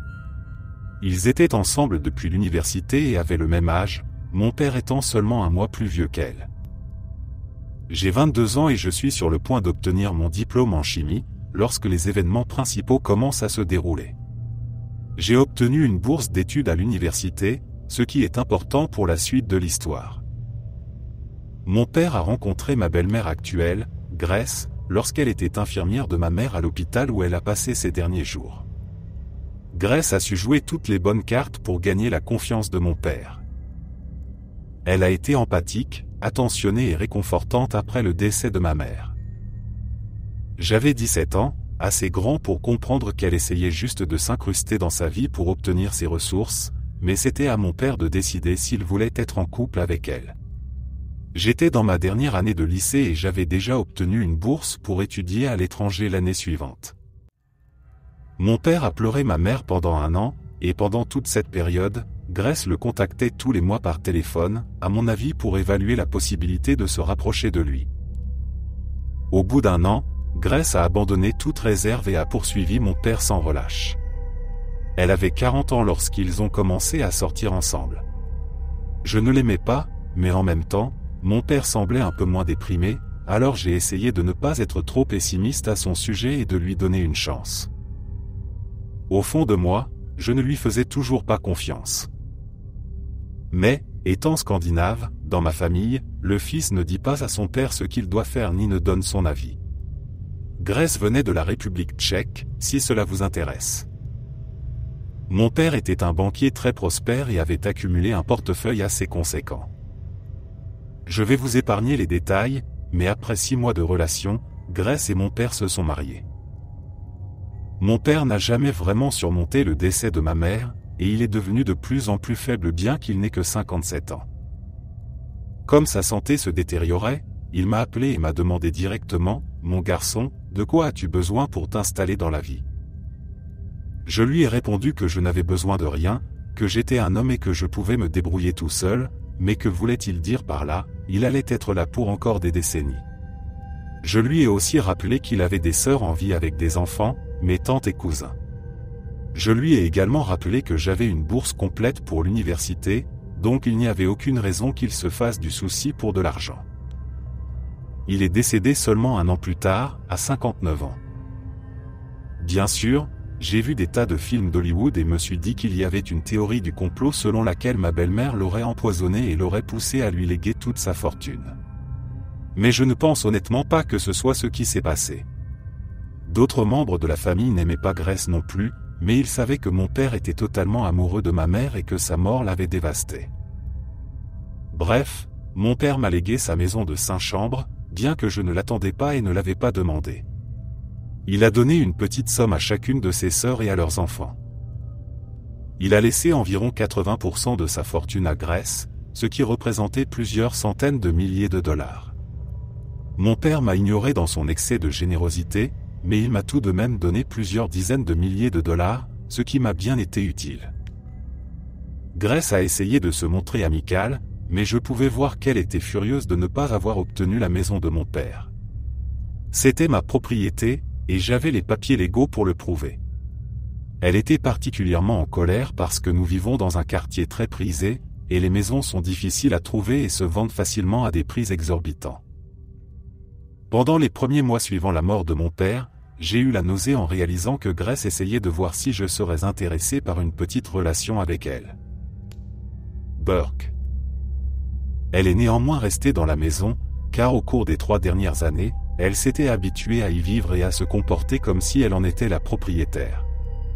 Et même si c'était officiellement ma maison, j'étais toujours à l'université et ne venais dans la maison de mon père qu'une fois tous les 2 ou 3 mois, et encore, ce n'était pas pour voir Grace, mais mes cousins qui vivaient à quelques kilomètres. Je minimisais le fait que la maison m'appartenait réellement, et au fil des mois, je pense que Grace a progressivement oublié qu'elle n'avait aucun droit légal sur cette maison. Elle croyait probablement qu'un jour ou l'autre, parce que je ne lui avais jamais demandé une partie de l'argent que mon père lui avait laissé, j'étais riche à ma manière et que je finirais par lui céder ma maison. J'ai su que j'aurais à en finir avec elle un jour quand elle a commencé à sortir avec un nouveau mec seulement 5 mois après la mort de mon père. Un jour, alors que je rentrais chez moi après avoir obtenu mon diplôme, elle et son nouveau petit ami, un type détestable nommé Ivan, à peine plus vieux que moi, agissaient comme si j'étais un invité dans ma propre maison et qu'ils en étaient les propriétaires. J'ai joué le jeu. Grace m'a dit qu'elle avait donné ma PlayStation 4 à Ivan, parce que je suis trop vieux pour jouer aux jeux vidéo. Je ne connais même pas ce type et tu lui donnais ma PS4 pour qu'il l'offre à quelqu'un d'autre? J'ai rapidement changé tous mes mots de passe réseau ce même jour. J'ai souri, mais je savais ce que j'avais à faire. Elle m'a aussi dit qu'elle et Ivan allaient se marier parce que je ne peux pas pleurer ton père éternellement. Je dois aller de l'avant avec ma vie. Je lui ai répondu que j'avais fini mes études et que j'avais déjà trouvé un emploi dans une entreprise locale, et que je trouverais probablement bientôt un nouveau chez moi. Elle avait l'air ravie. Surtout pour la partie où il semblait que je trouverais bientôt un nouveau logement. Puis, de manière condescendante, elle m'a dit, « Tu auras toujours une place chez nous, tu es le bienvenu quand tu veux. » Merci Grace, vraiment généreux de ta part. Ce que j'ai vraiment dit, c'est que je trouverais probablement un nouveau chez moi dans 3 mois. Elle a dit que c'était merveilleux, car elle comptait se rendre dans son pays natal pour se marier avec Ivan et ensuite partir en lune de miel. Elle m'a assuré que c'était une affaire locale, sinon je t'inviterais, chérie. Et de toute façon, je sais que tu es tellement occupée. Je l'ai félicitée. Elle m'a demandé si je pouvais surveiller la maison pour elle. Surveiller ma propre maison? Bien sûr. Ce que j'ai vraiment dit, c'est que je m'occuperai de la maison. J'ai pris soin de ne pas dire ta maison. Elle et son fiancé sont partis en voyage et j'ai immédiatement mis des annonces sur des sites de location pour proposer ma maison. J'ai embauché des déménageurs et j'ai fait emballer tous les meubles et affaires de Grace pour les mettre dans un garde-meubles. J'ai gardé tous les meubles de mes parents, ceux qu'ils avaient avant que mon père ne rencontre Grace. Les serrures? Changées. Toutes. En quelques jours, j'ai été inondé de demandes pour louer cette maison incroyable. Je l'ai louée à une charmante famille avec un avocat et une institutrice, et leurs 2 enfants préadolescents. Ils ont payé leur premier et dernier mois de loyer, et ont signé un bail d'1 an. Je les ai avertis de la folie de ma belle-mère, mais je leur ai donné les coordonnées de mon avocat pour qu'ils puissent vérifier que j'étais bien dans mon droit. J'ai également donné à mon avocat les informations sur le garde-meubles, y compris le fait que j'avais payé généreusement 4 mois de stockage à l'avance, soit 1 mois de plus que l'aventure de lune de miel de Grace. J'ai trouvé un superbe appartement en ville près de mon nouveau travail. Là, j'ai rencontré une femme dans un restaurant où je vais souvent après une longue journée de travail. Nous sortons ensemble depuis 6 mois et nous sommes fiancés. Grace a bien sûr essayé de crier et de causer des problèmes quand elle a réalisé qu'elle avait été expulsée de ma maison, mais mon avocat lui a vite fermé son clapet sans que j'aie à lui parler une seule fois. D'après ce que j'ai entendu, elle et son mari ont quitté le pays, et je suppose qu'ils sont en train de dépenser l'argent de mon père, qu'ils finiront par brûler comme des gens qui goûtent un peu à ce qu'ils pensent être la belle vie. Peut-être que Grace tentera d'exploiter un autre homme seul pour lui soutirer son argent. En parlant d'argent, la maison que je loue génère tellement d'argent que je peux non seulement aider à payer l'université de mes cousins, mais j'ai aussi déménagé dans un plus grand appartement avec ma fiancée. J'adore mon travail, mais honnêtement, je pourrais vivre uniquement de la location de la maison de mon père. Et dire que si Grace avait été plus cool et gentille, j'aurais peut-être bien voulu lui laisser rester dans la maison, juste pour faire bonne figure. Et sûrement si elle était restée loin de ma chambre. Mais non, elle a dû se comporter comme si c'était à elle, alors je lui ai offert le cadeau de la rendre sans abri pour son mariage. Post-scriptum, j'ai acheté une nouvelle PS4, même si je ne jouais même pas beaucoup avec l'ancienne. Peu importe. Ce n'était pas à Grèce de la donner. On ne donne pas les affaires des autres. On donne ses affaires. C'est pour ça que j'ai dû virer Grèce de chez moi. Parce que c'est ma maison, et c'est moi qui décide qui y reste.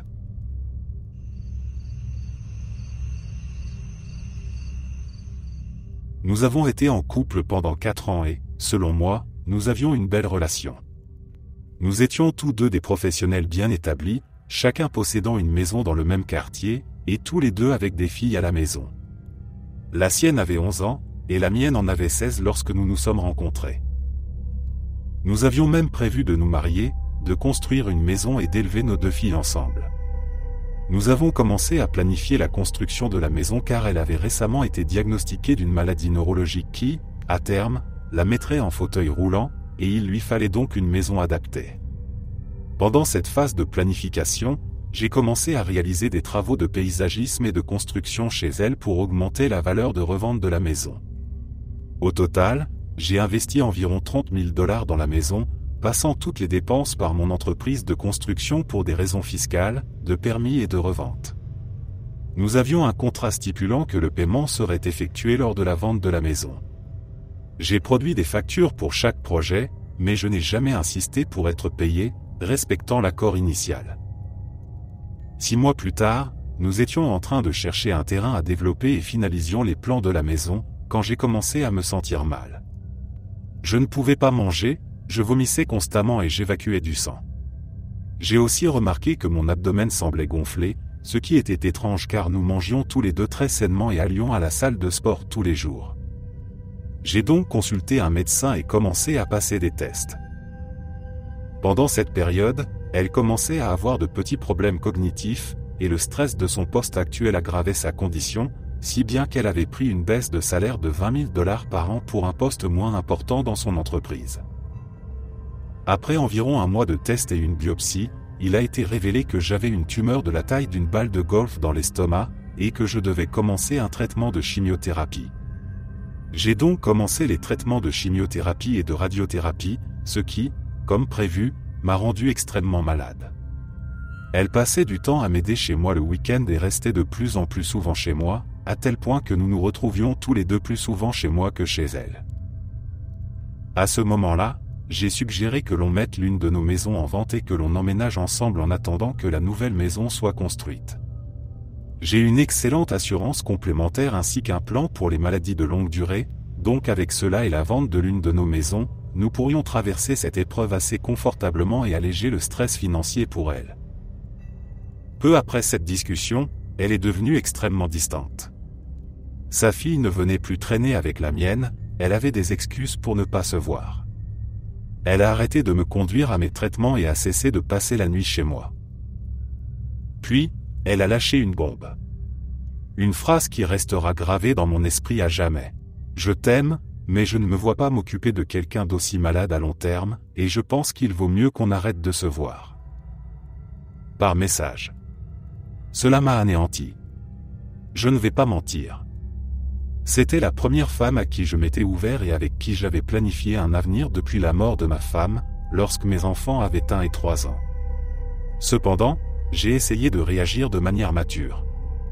Je me suis forcé à comprendre sa position et à accepter ce que je ne pouvais pas changer. Le lendemain, calmement, j'ai rassemblé toutes ses affaires, les ai emballées soigneusement, et les ai chargées dans mon camion pour les déposer chez elle sur le porche arrière pendant qu'elle était au travail, afin d'éviter toute rencontre gênante. En me dirigeant vers l'arrière de la maison, sous le toit du porche, je posai une boîte et aperçus son salon arrière, où elle était sur le canapé en train d'avoir des relations sexuelles avec un homme qu'elle m'avait présenté comme un ami de longue date. J'avais dîné et pris des verres avec cet homme et sa petite amie. Nous étions même partis en vacances ensemble. Je n'ai jamais abordé l'incident avec elle et je lui ai simplement envoyé un message plus tard pour lui expliquer que je laisserais ses affaires sur mon porche pour qu'elle puisse les récupérer à sa convenance. 8 ou 9 mois plus tard, j'ai appris par son ex-petite amie qu'il s'était séparé après que l'homme lui ait avoué qu'il avait eu une aventure avec ma compagne, et que cela remontait à la période où nous terminions les plans de la nouvelle maison. Là, je suis en colère. Il est temps de me venger. À ce moment-là, j'avais terminé mes traitements de chimiothérapie et de radiothérapie pour l'instant, et je me sentais mieux. Je m'occupais de papiers que j'avais négligés depuis longtemps quand je suis tombé sur un dossier contenant des factures impayées, d'un montant total de $32 680, qu'elle n'avait jamais réglé. J'ai immédiatement envoyé ces factures à mon avocat pour engager une procédure de saisie sur la maison. Il s'avère que je n'aurais pas pu agir plus tôt, car elle s'apprêtait à mettre sa maison en vente.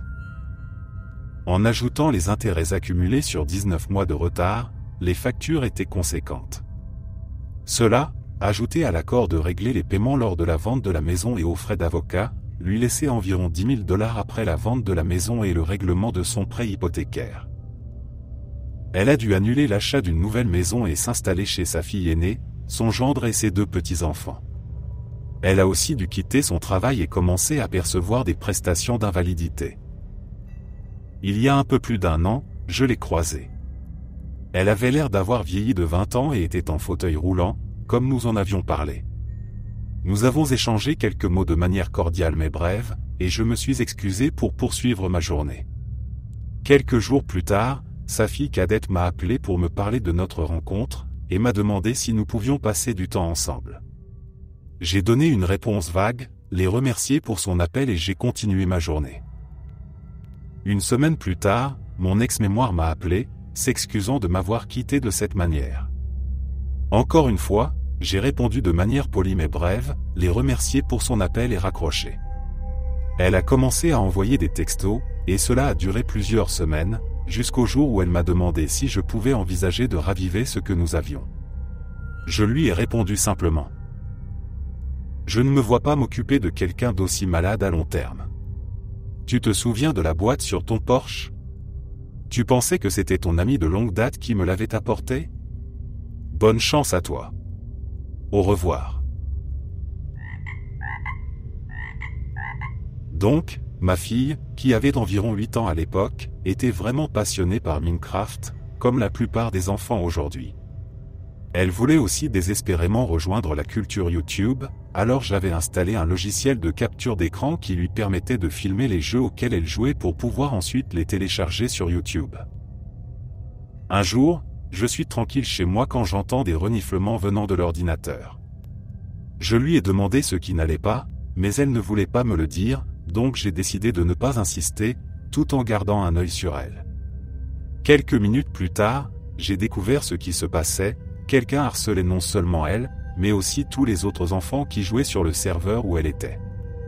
Ce gamin, qu'on appellera Petit Connard, ou PC, disait des horreurs, comme qu'il allait violer ma fille de 8 ans, elle lui avait dit son âge en espérant qu'il arrête, qu'il allait pirater son IP et voler toutes ses informations, en proférant des insultes à tout va, rappelle-toi, c'est un jeu pour enfants, etc. À ce moment-là, j'avais impliqué ma fiancée, et elle était, bien sûr, aussi très énervée par ce que faisait ce petit connard. On a vite réalisé que notre fille avait enregistré tout l'incident, et un plan a commencé à se dessiner. J'ai commencé par chercher le nom d'utilisateur de PC sur Google. Plusieurs résultats sont apparus immédiatement, dont un particulièrement intéressant, une page où il postulait publiquement pour devenir modérateur d'un serveur Minecraft. J'ai appris pas mal de choses sur ce petit con. Il prétendait avoir 15 ans, aimer le hockey, avoir vécu à Toronto mais vivre maintenant en Floride. Mais la bombe, c'était son contact Skype, c'était littéralement prénom.nom. Je connais ton nom maintenant, espèce de petit con. Je suis donc allé sur Facebook et j'ai cherché ce nom. Rien. Sur un coup de tête, j'ai cherché juste le nom de famille, en limitant mes résultats à l'État de Floride. Plusieurs dizaines de résultats. Je commence donc à fouiller chaque profil, jusqu'à ce que je trouve ce que je cherchais, un homme d'âge moyen avec le même nom de famille, dont le profil indiquait qu'il était né à Toronto et vit maintenant en Floride. J'ai trouvé ton père, espèce de con.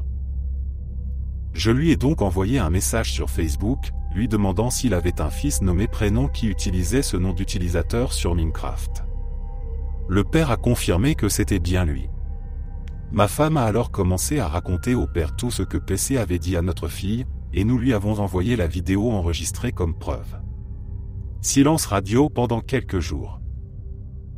Puis nous avons reçu la réponse, PC avait vu son ordinateur confisqué pour tout l'été, et il avait aussi menti sur son âge, il n'avait en fait que 11 ans, je crois.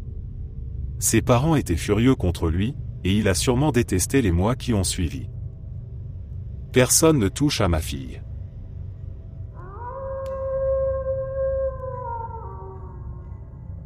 À la fin des années 90, ma femme et moi venions de nous marier et commencions tout juste à nous installer. Nous avons décidé de vivre selon le modèle sans enfants pendant quelques années afin d'économiser pour un apport initial sur une maison. La bulle des dot-com était encore en plein essor et j'étais un jeune développeur de logiciels. J'avais un poste d'entrée de gamme pendant un certain temps avant qu'on ne me recrute pour un nouveau poste dans une autre ville, avec un salaire 3 fois supérieur à ce que je gagnais auparavant. C'était une offre trop belle pour la refuser.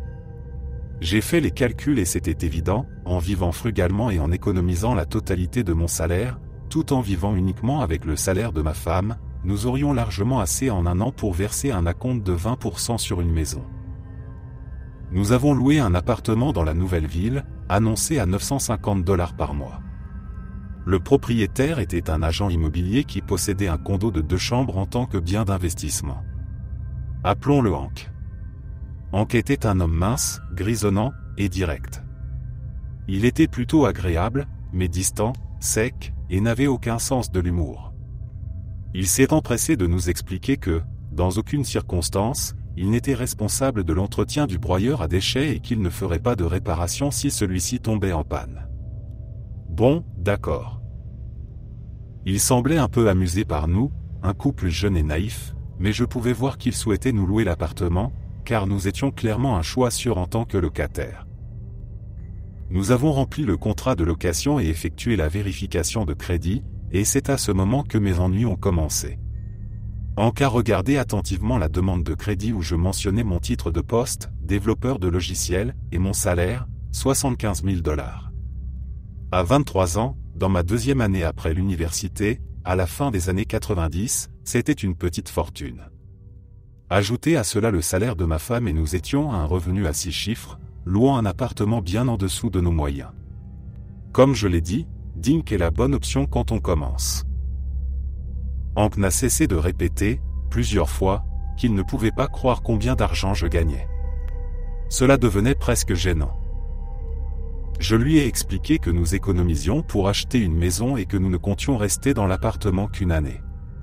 J'ai ajouté que nous pourrions rester quelques mois supplémentaires après la fin du contrat, et lui ai demandé si un contrat mensuel serait possible. Hank nous a assuré qu'il n'y avait aucun problème. Nous n'avons vu Hank qu'une seule fois pendant l'année et il a à nouveau mentionné mon salaire et comment il ne pouvait pas croire que c'était ce que gagnaient les développeurs de logiciels. C'était gênant et j'ai donné une réponse vague.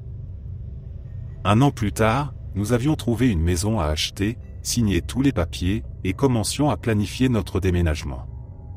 La nouvelle maison ne serait prête que 2 mois après la fin de notre contrat de location, alors j'ai appelé Hank pour lui demander si nous pouvions, comme convenu, simplement prolonger le bail de 2 mois avant de partir. Hank m'a assuré par téléphone qu'il n'y avait aucun problème et qu'il m'enverrait un avenant à signer. L'avenant est arrivé par courrier et il incluait une clause mensuelle ainsi qu'une augmentation de loyer de $500. J'ai explosé et je l'ai appelé. J'ai protesté contre l'augmentation de plus de 50% du loyer, soulignant que c'était plus que ma nouvelle hypothèque. Il m'a répondu d'un ton condescendant, expliquant que c'était le tarif actuel pour l'appartement et que, s'il le louait à un prix inférieur, il perdrait de l'argent. J'ai essayé de raisonner avec lui, mais il était clair qu'il savait que nous pouvions nous permettre l'augmentation de $500, que nous n'avions pas le choix, et qu'il allait en profiter autant que possible. Il s'est mis en colère contre moi pour avoir argumenté et je n'oublierai jamais ses mots de départ. « Tu n'es pas obligé d'aimer ça, mais tu dois payer. » Ma femme et moi avons essayé de trouver une solution pour partir plus tôt, en mettant nos meubles en stockage pendant quelques mois et en logeant chez des amis, mais cela ne fonctionnait tout simplement pas. J'ai mis ma fierté de côté et rédigé un chèque de $1450 pour le mois supplémentaire. Un mois plus tard, j'ai rédigé un chèque similaire, puis nous avons déménagé. J'ai veillé à ce que l'appartement soit impeccable avant de partir, mais Hank a tout de même retenu $300 de notre dépôt de garantie pour des broutilles qui semblaient être une manière pour lui de grappiller quelques dollars de plus. $100 pour le ménage, pourquoi pas, mais $300 étaient absurdes. Dans ma tête, il m'avait escroqué de $1200 et je ne pouvais rien y faire. Ce qui m'a rendu encore plus furieux, c'est que j'ai vu l'annonce de Hank dans le journal après notre départ. Il louait l'appartement à seulement $150 de plus que ce que nous payions, et non pas à l'augmentation scandaleuse de $500. Et l'appartement n'a pas été loué. Un mois plus tard, j'ai vu la même annonce et il avait réduit le prix à $75 de plus que ce que nous payions, et je suppose qu'il a fini par le louer, car les annonces ont cessé d'apparaître. Avance rapide de 5 ans. La vie va bien, la maison va bien, nous avons un bébé, et même si la bulle des dot-com a éclaté, je suis toujours employé. Un jour, par hasard, j'entends un de mes collègues, Phil, un développeur senior, discuter avec le réceptionniste. Et Mike, j'attends quelqu'un qui va me remettre des papiers. Si un certain Hank te demande, dis-lui que je sors tout de suite. Je me fige et une vague de bile me remonte dans la gorge en repensant à ce nom que j'avais dû inscrire sur les chèques toutes ces années auparavant. Ce n'est pas le même gars, non ? Je m'approche de Phil, qui est toujours près du comptoir. Phil, dis-je, comment connais-tu ce nom, Hank ? Phil explique que Hank est son agent immobilier. J'ai acheté mon condo par son intermédiaire il y a quelques années. Je vends mon condo maintenant pour acheter une maison. Donc, je vais lui demander d'être mon agent à nouveau. Tu le connais ? Je raconte à Phil que j'avais loué un appartement à Hank et je décris son apparence. Phil confirme la description, c'est bien le même gars, quelle coïncidence, non ? Et juste à ce moment-là, la porte de l'entrée s'ouvre et Hank entre. Je reste là, incrédule. Il porte un dossier de papier et ne me reconnaît pas. Phil et Hank se serrent la main et parlent pendant quelques instants. Je reste là silencieux, me demandant quoi faire. Finalement, Phil dit, « Hank, voici mon ami Rocky Mousse, je crois que vous vous êtes déjà rencontrés ?» Je lui dis bonjour et lui rappelle que ma femme et moi avions été ses locataires quelques années auparavant. Hank se souvient enfin de moi et on échange une poignée de main. Je me fais un petit calcul mental. C'est le début des années 2000, le marché immobilier est florissant et l'argent facile pour n'importe quel agent. La crise de 2008 est encore loin. Je réfléchis à voix haute. Je calcule les transactions, vendre un condo autour de 150 000 à 200 000 $, chercher des maisons à 500 000 $. Cela représente 650 000 à 700 000 $ de transactions.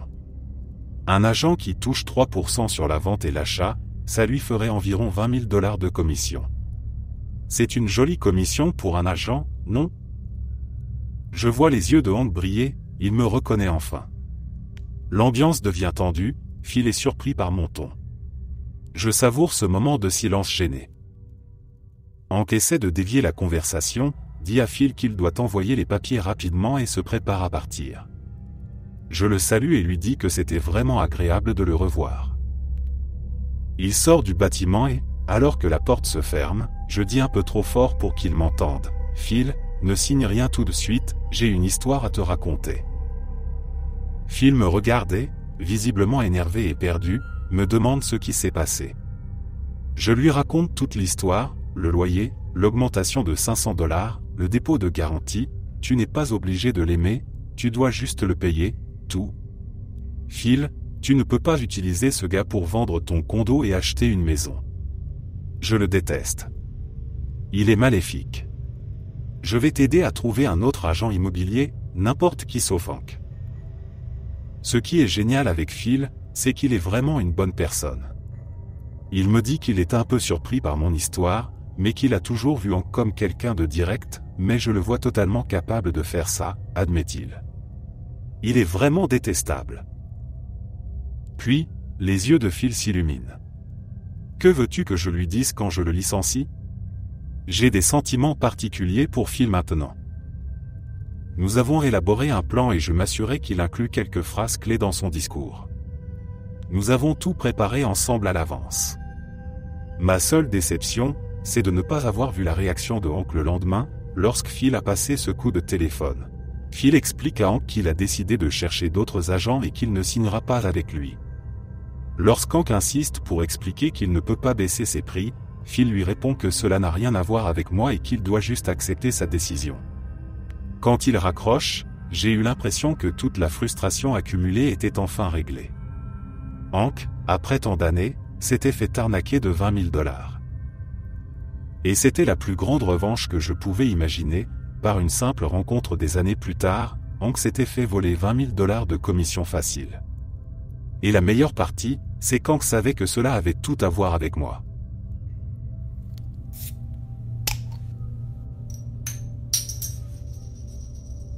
Au lycée, il y a plus de 10 ans, j'étais calme et attentive en classe. Les professeurs m'appréciaient. Je n'étais pas populaire, mais j'avais de bons amis. Je raconte tout cela pour expliquer que le lycée a été relativement calme pour moi.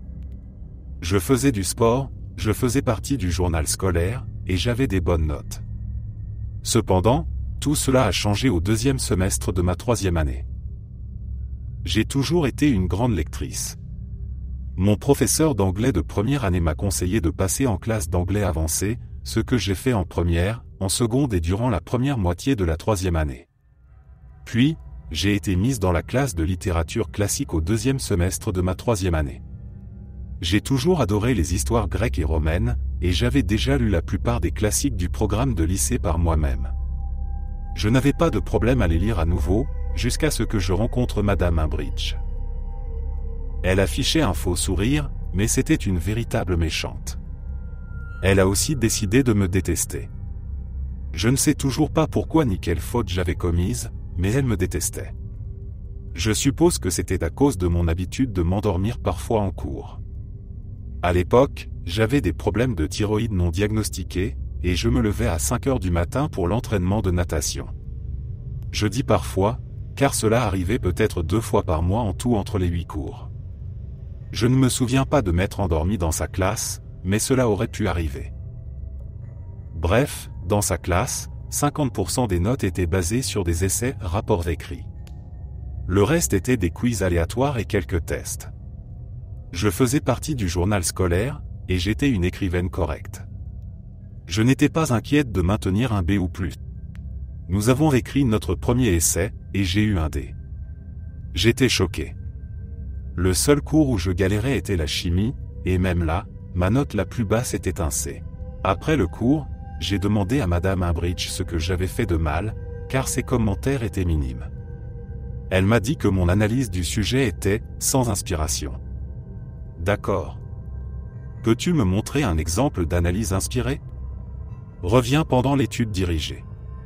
Pensant qu'elle allait me fournir des matériaux d'exemple à examiner, j'ai pris un billet pour la voir pendant l'étude dirigée. Non. Elle a passé toute l'heure à me dire que j'étais une idiote. Je me souviens être parti en pleurant, car elle ne m'a donné aucun conseil constructif. Mon ami, l'éventuel major de promotion, m'a proposé de m'aider pour mon prochain essai. Mon ami et moi avons passé des heures sur mon prochain essai.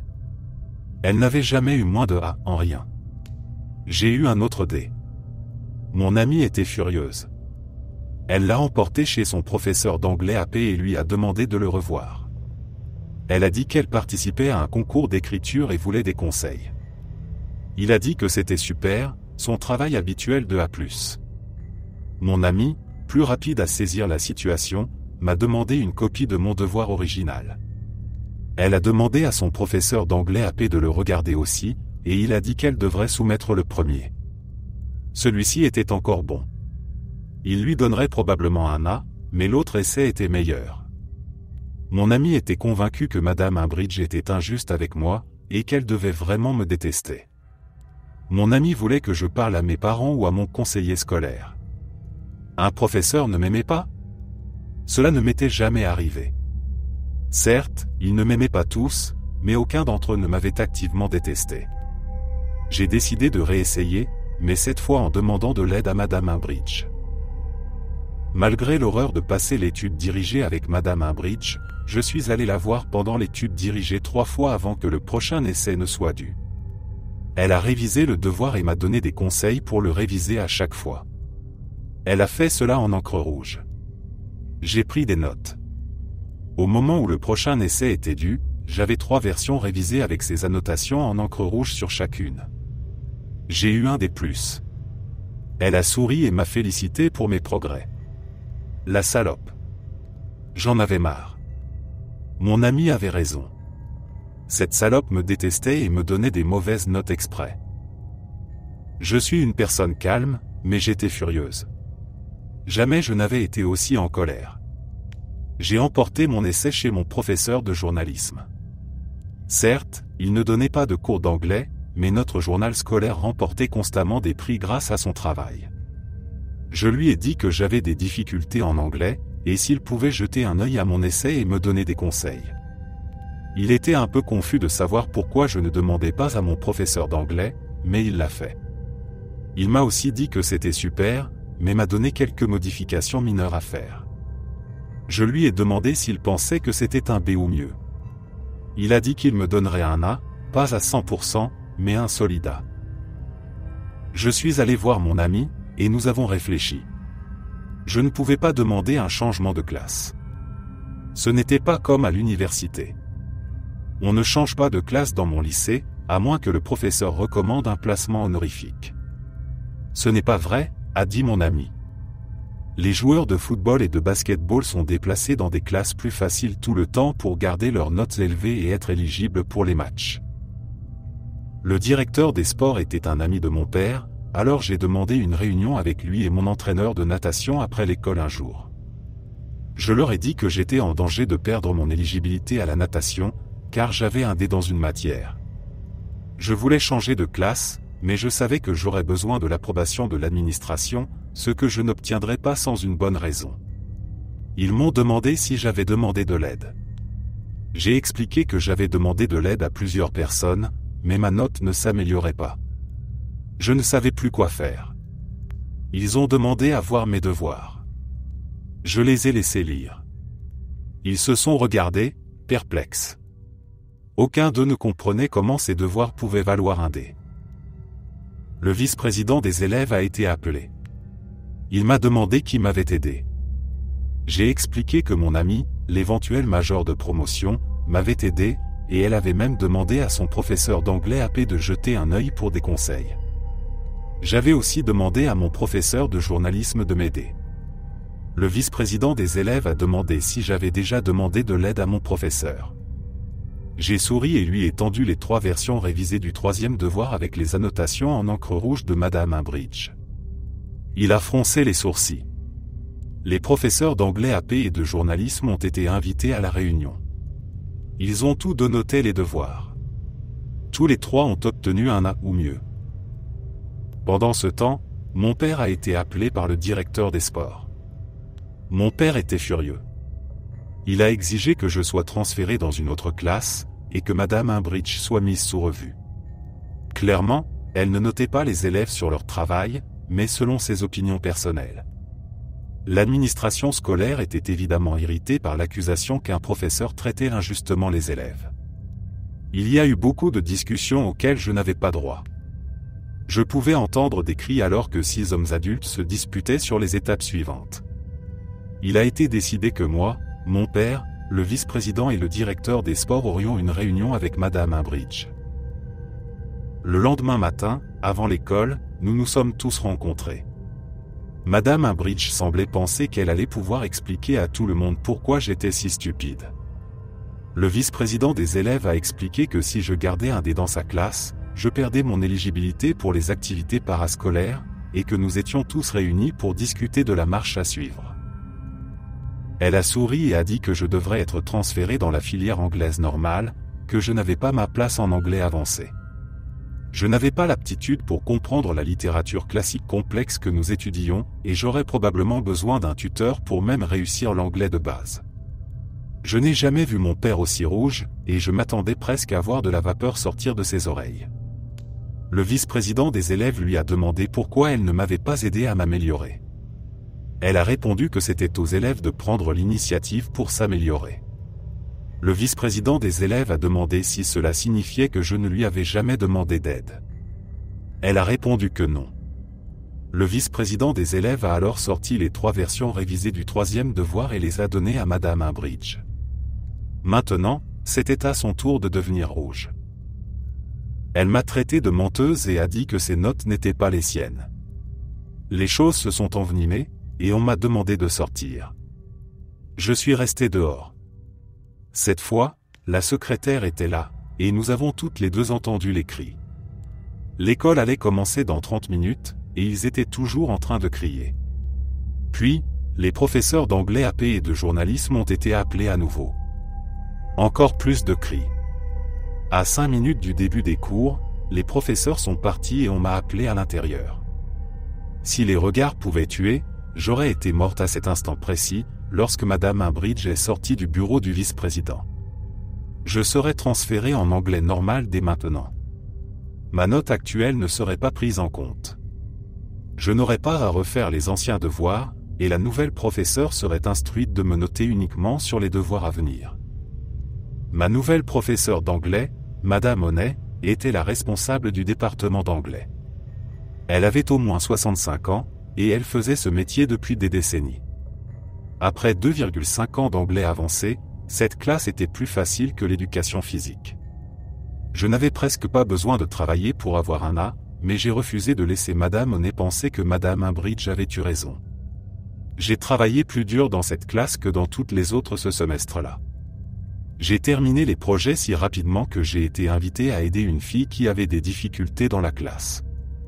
J'ai passé la moitié du cours à l'aider à comprendre le matériel. Je l'ai aidé à passer d'un C à un B+. J'ai eu quelque chose comme 104% dans la classe. À la fin du semestre, Madame Honnet m'a appelé dans son bureau pendant l'étude dirigée. Elle me recommandait de revenir en anglais avancé pour l'année senior. J'ai dû avoir l'air paniqué, car elle m'a assuré que Madame Umbridge ne serait pas ma professeure. En fait, elle ne serait plus la professeure de personne. Elle quittait l'école à la fin de l'année scolaire.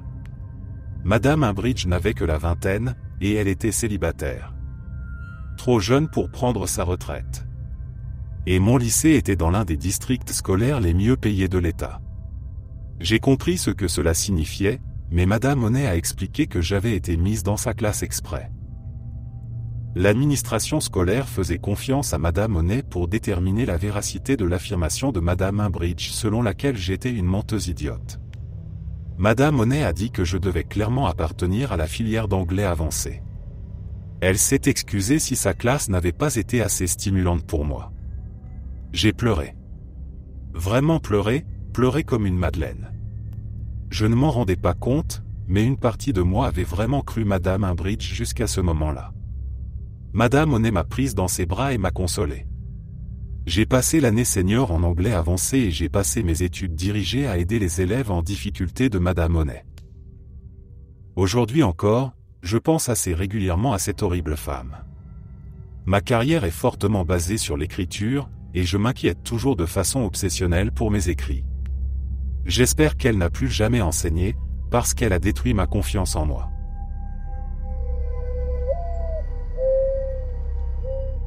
Cela s'est passé plus tôt aujourd'hui, et c'était trop parfait pour ne pas vous le partager. Je travaille dans la construction en tant que contremaître pour la construction d'une nouvelle maison. L'emplacement est un peu étrange, la maison est située à 250 pieds en haut d'une colline, accessible uniquement par un sentier piéton. Tous nos matériaux doivent être transportés à la main par ce sentier, c'est vraiment pénible de devoir transporter littéralement une maison entière en haut de cette colline. L'un de nos points positifs est d'avoir 2 places de parking dans la rue en bas de la colline, clairement indiquées par des panneaux interdiction de stationner. Malheureusement, il y a une école primaire à environ une demi-bloc, et les parents d'élèves semblent régulièrement, au moins 2 fois par jour, penser qu'il est acceptable de se garer dans nos places. Je me considère comme une personne raisonnable, donc si quelqu'un est garé dans ces places et que nous n'avons pas de livraison ou besoin de garer un camion, je laisse passer. Par contre, si nous avons besoin des places et qu'elles sont occupées, je demande poliment aux gens de se déplacer et la plupart du temps, ils le font immédiatement. Jusqu'à aujourd'hui. Je reçois un appel du camion de livraison de bois qui est en route vers notre site. Il me dit qu'il sera là dans environ 2 ou 3 minutes. Je lui dis que je vais le rencontrer dans la rue et m'assurer qu'il ait une place pour se garer. Il transporte tout le matériel pour charpenter le toit de notre maison, ce qui est beaucoup de bois de grande taille et prendra facilement 1 heure à monter en haut de la colline. Je n'ai donc pas voulu qu'il reste garé en plein milieu de la rue avec ses feux de détresse allumés pendant 1 heure, alors que nous avons une place parfaitement adaptée pour lui. En descendant la colline, je remarque qu'une mère d'élève est garée dans sa voiture, moteur tournant. Je suppose qu'elle attend son enfant, alors je m'approche de sa voiture et lui fais remarquer poliment qu'elle est garée dans une zone interdite et que nous avons vraiment besoin de cette place pour garer un camion de livraison. Elle me répond sèchement, « Je vais juste rester quelques minutes, et ton camion n'est même pas là, détends-toi, mec. » Avant que je puisse répondre, un énorme camion de livraison de bois arrive au coin de la rue et je fais signe au chauffeur. Je lui montre du doigt la voiture de la femme qui a maintenant fermé sa fenêtre pour m'ignorer. Je lui fais un grand sourire de service client et je lui fais signe à travers la fenêtre, elle la descend à moitié et crie « Quoi ?» Le camion s'arrête à côté de sa voiture et je lui demande de nouveau, d'un ton plus ferme, de déplacer son véhicule, lui rappelant qu'elle est garée illégalement dans une zone de remorquage. Elle me donne alors une idée brillante, « Vous ne pouvez pas décharger autour de moi ? Ce n'est pas si difficile. » Je lui fais un autre sourire et m'éloigne, un plan brillant se formant dans ma tête. Je demande au chauffeur de se garer aussi près d'elle que possible et de la bloquer avec les toilettes chimiques situées à une extrémité de nos places réservées et la voiture garée de l'autre côté. Il sourit parce qu'il a immédiatement compris ce que je voulais faire et se gare en expert pour bien bloquer cette dame dans une sorte de petite prison de 2 places. Nous déchargeons le bois et mes gars commencent à transporter les matériaux en haut de la colline. Pendant ce temps, j'appelle la police pour signaler la situation. À ce moment-là, je ne cherchais pas à la faire sanctionner, je voulais simplement un enregistrement de la situation pour ne pas avoir de problème avec la ville. L'officier de la circulation me répond qu'il peut être là dans 30 minutes pour gérer la situation, super. Pendant que nous continuons à décharger le bois, l'enfant de la mère arrivait, comme par hasard, la mère se rend compte que le camion de bois est garé si près qu'elle ne peut même pas sortir par la porte conducteur pour aller chercher son enfant. Elle grimpe maladroitement à travers l'intérieur de sa voiture et descend par la porte passager, nous lançant des regards furieux à moi et au chauffeur. Elle charge son enfant à l'arrière, puis commence à se rendre compte qu'elle ne peut plus partir. Elle fonce vers moi et le conducteur, en disant « Je suis pressé, vous devez déplacer ce putain de camion tout de suite. » Avant que je puisse répondre, le conducteur sourit et dit « Madame, pour décharger le bois, nous avons dû le défaire, et selon notre politique d'entreprise, je ne peux pas déplacer le camion avec une charge non sécurisée. Désolé. » Cela l'envoie presque dans un coma, pendant que j'ai du mal à retenir mon rire. « Va te faire foutre avec ta politique, j'ai un endroit où être. » Elle réplique. À ce moment-là, avec un timing impeccable, l'officier de la circulation arrive et se gare derrière le camion. Elle ne voit pas l'officier arriver et, pendant qu'il sort encore de son véhicule, je dis calmement, « Tu ne peux pas juste sortir autour ? Ce n'est pas si difficile. » Avec le plus grand sourire de satisfaction de ma vie, je regarde la femme réaliser que je viens de lui rendre la monnaie de sa pièce. « Va te faire foutre !» Elle hurle, et se précipite vers sa voiture en râlant, puis tente de faire marche arrière et écrase notre toilette chimique. Ensuite, elle passe en avant, essaie de monter le trottoir et de rouler sur le trottoir. L'officier, le chauffeur et moi sommes figés d'incrédulité alors qu'elle se retrouve coincée sur le trottoir. Je l'entends crier des obscénités dans sa voiture. L'officier s'approche de la voiture et lui ordonne de sortir. Ce qui m'a fait le plus rire, c'est de voir son visage passer du choc au déni alors qu'elle réalise qu'elle vient de tout faire devant un policier. Elle se fait passer les menottes pendant que l'officier appelle un autre agent et elle est rapidement assise sur le trottoir qu'elle voulait franchir. Elle se met à crier aux 2 policiers qu'on lui avait dit qu'elle pouvait rester là et qu'on ne lui avait jamais demandé de bouger. L'officier répond qu'elle était la première à avoir été appelée quand elle a refusé de bouger et qu'il savait déjà ce qui se passait. Pendant que moi et le conducteur donnons nos rapports au 2e agent, mes gars terminent de déplacer le bois et le conducteur termine sa déclaration avant de repartir. À la fin de cette histoire, elle a été arrêtée, inculpée de mise en danger d'un enfant, son enfant était dans la voiture tout le temps, conduite imprudente, destruction de propriété, les toilettes chimiques, et conduite avec un permis suspendu. En plus de tout cela, elle a vu sa voiture être enlevée, l'enfant est parti avec sa grand-mère et elle est allée passer un peu de temps en cellule. Je ne m'attendais vraiment pas à ce qu'elle suive mon conseil de juste sortir autour, mais je pense qu'elle réfléchira à 2 fois avant de se garer dans une zone de remorquage, si jamais elle récupère son permis.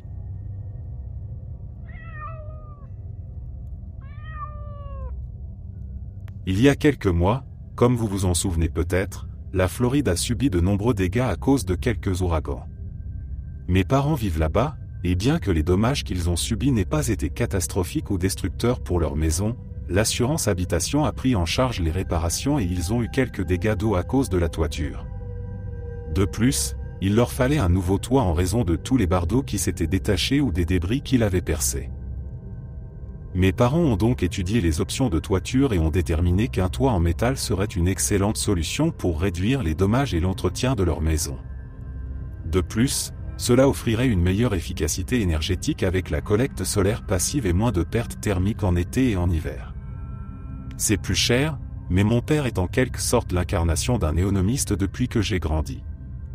Il est dans la soixantaine et a enfin conclu qu'il a assez d'argent pour cette communauté, donc le toit était un bon investissement.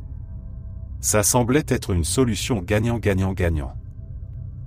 Puis, ils ont consulté le règlement de l'association des propriétaires et ont vu qu'à partir de 1989, les toits en métal étaient interdits dans le quartier, sous peine d'amende et de retrait obligatoire.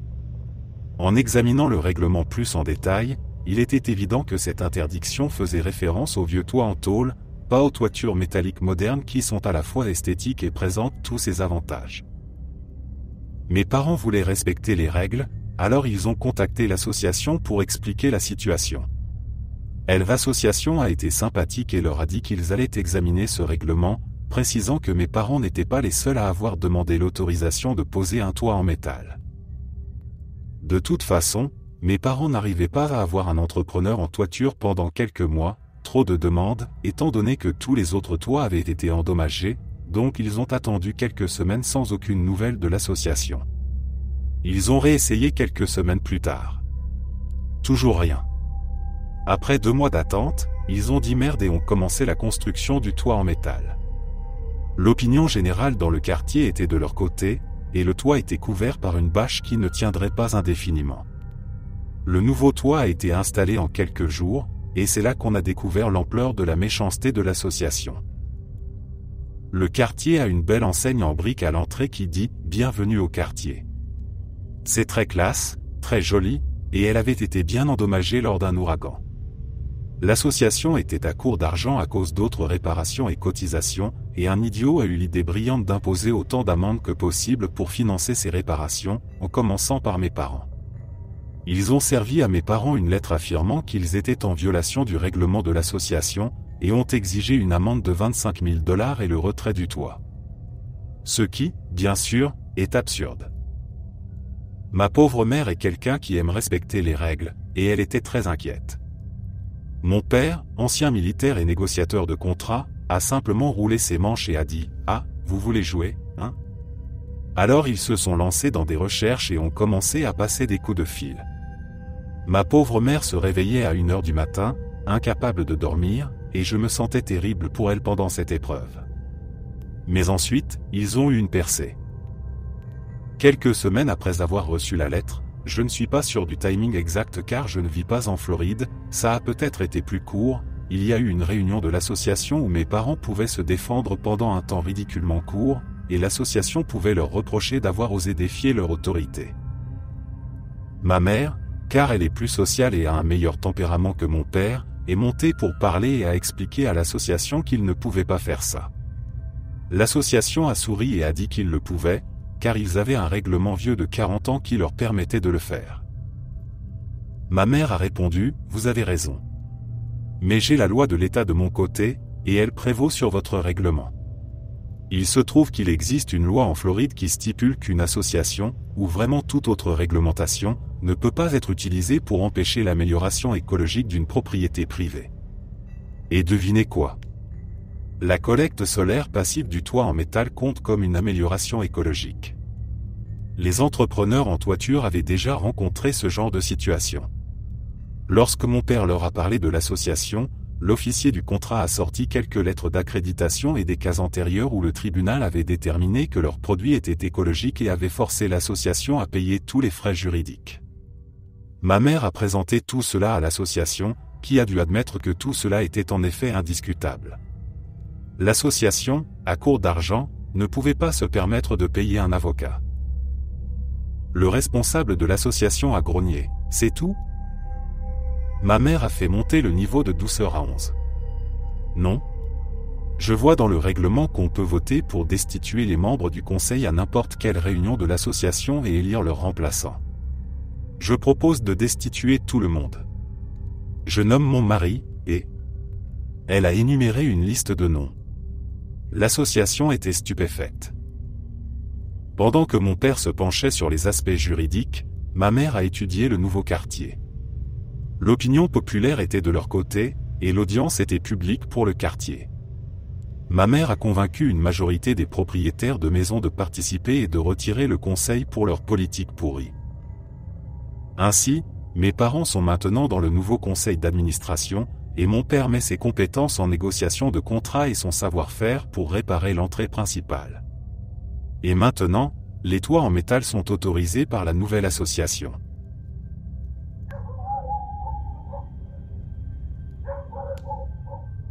Il y a environ 6 ou 7 mois, mon voisin a acheté un drone.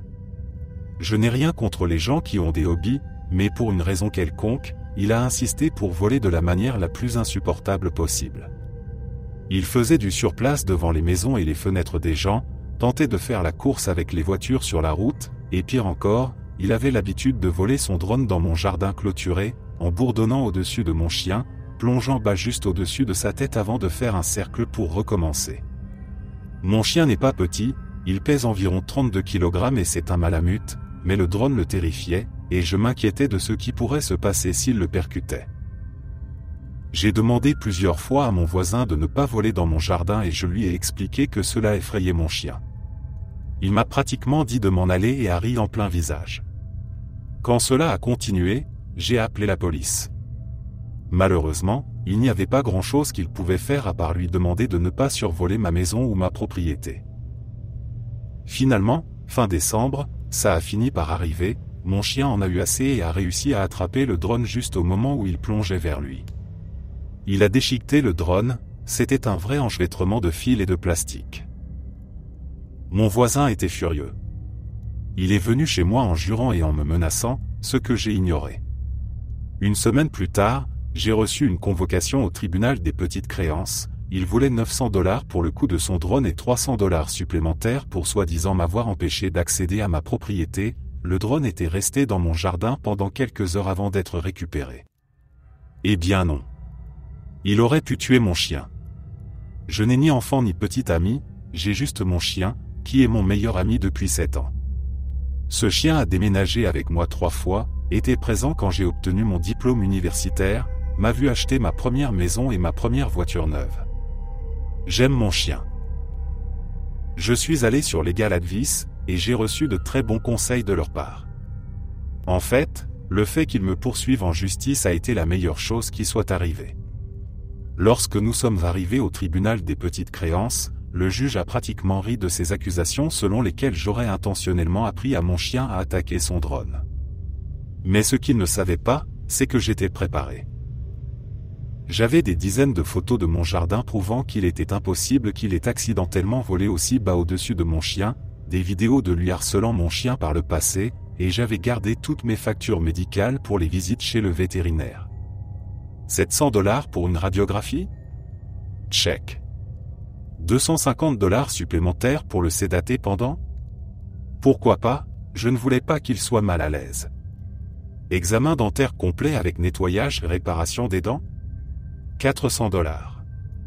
Puis il y avait le coût des médicaments contre l'anxiété et une seconde visite de contrôle, de la nourriture humide pendant une semaine au cas où ses dents seraient abîmées, et des frais supplémentaires, juste pour être sûr.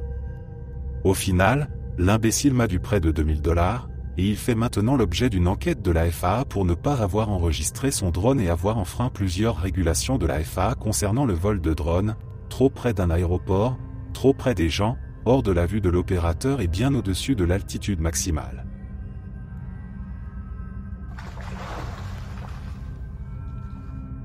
Je travaille pour une entreprise de construction spécialisée dans la rénovation de maisons. On a une règle ici, on peut garder tout ce qu'on trouve caché derrière les murs. On a embauché un gars, on avait vraiment besoin de main-d'œuvre, qui était un vrai casse-pied dès le premier jour. Je travaille dans cette entreprise depuis 5 ans, et ce gars n'a qu'1 an d'expérience dans le bâtiment après avoir été viré de son job dans la comptabilité pour avoir eu un rappel à la loi. Bref, il se moquait toujours de mes vêtements et de mon accent, et un jour, il est allé trop loin en racontant à mon patron des trucs privés sur mon compte Instagram. Il est allé fouiller dans mon téléphone et a montré à mon patron des photos de moi en train de fumer de l'herbe. Ce qu'il ne savait pas, c'est que mon patron est mon ami depuis 8 ans, quand on fumait ensemble avant d'arrêter tous les deux. J'étais tellement en colère qu'il ait violé ma vie privée que j'ai décidé de me venger. Ce gars était du genre à toujours arriver en retard, et il se justifiait en disant que c'était la faute des trains ou du trafic. Un jour, je l'ai entendu dire que s'il gagnait à la loterie, il quitterait ce job pour ne pas avoir le respect qu'il mérite. Ici, le respect, ça se mérite. Un jour, j'ai acheté des pièces en or factice en ligne et je les ai mises dans une boîte métallique que j'avais trouvée dans une boutique d'antiquités. Puis j'ai attendu l'occasion idéale pour la cacher dans un mur. Heureusement, je n'ai pas eu à attendre longtemps. Le jour où il a trouvé les pièces, c'était comme si c'était le meilleur jour de sa vie. La première chose qu'il a faite en ouvrant la boîte, c'est qu'il a traité mon patron de perdant et il a quitté son poste sur le champ. Il a dit « Foutez-moi la paix, je suis riche ». Évidemment, il ne savait pas que c'était en réalité la meilleure journée de ma vie. Après son départ, mon patron nous a dit qu'il comptait de toute façon le virer pour ses retards constants. J'aimerais tellement voir sa tête quand il découvrira que les pièces en or étaient fausses. Les $40 les mieux dépensés de ma vie. Merci d'être resté jusqu'à la fin. N'oubliez pas d'aimer la vidéo, de vous abonner et de partager vos propres histoires en commentaire. On se retrouve demain à la même heure devant ce feu.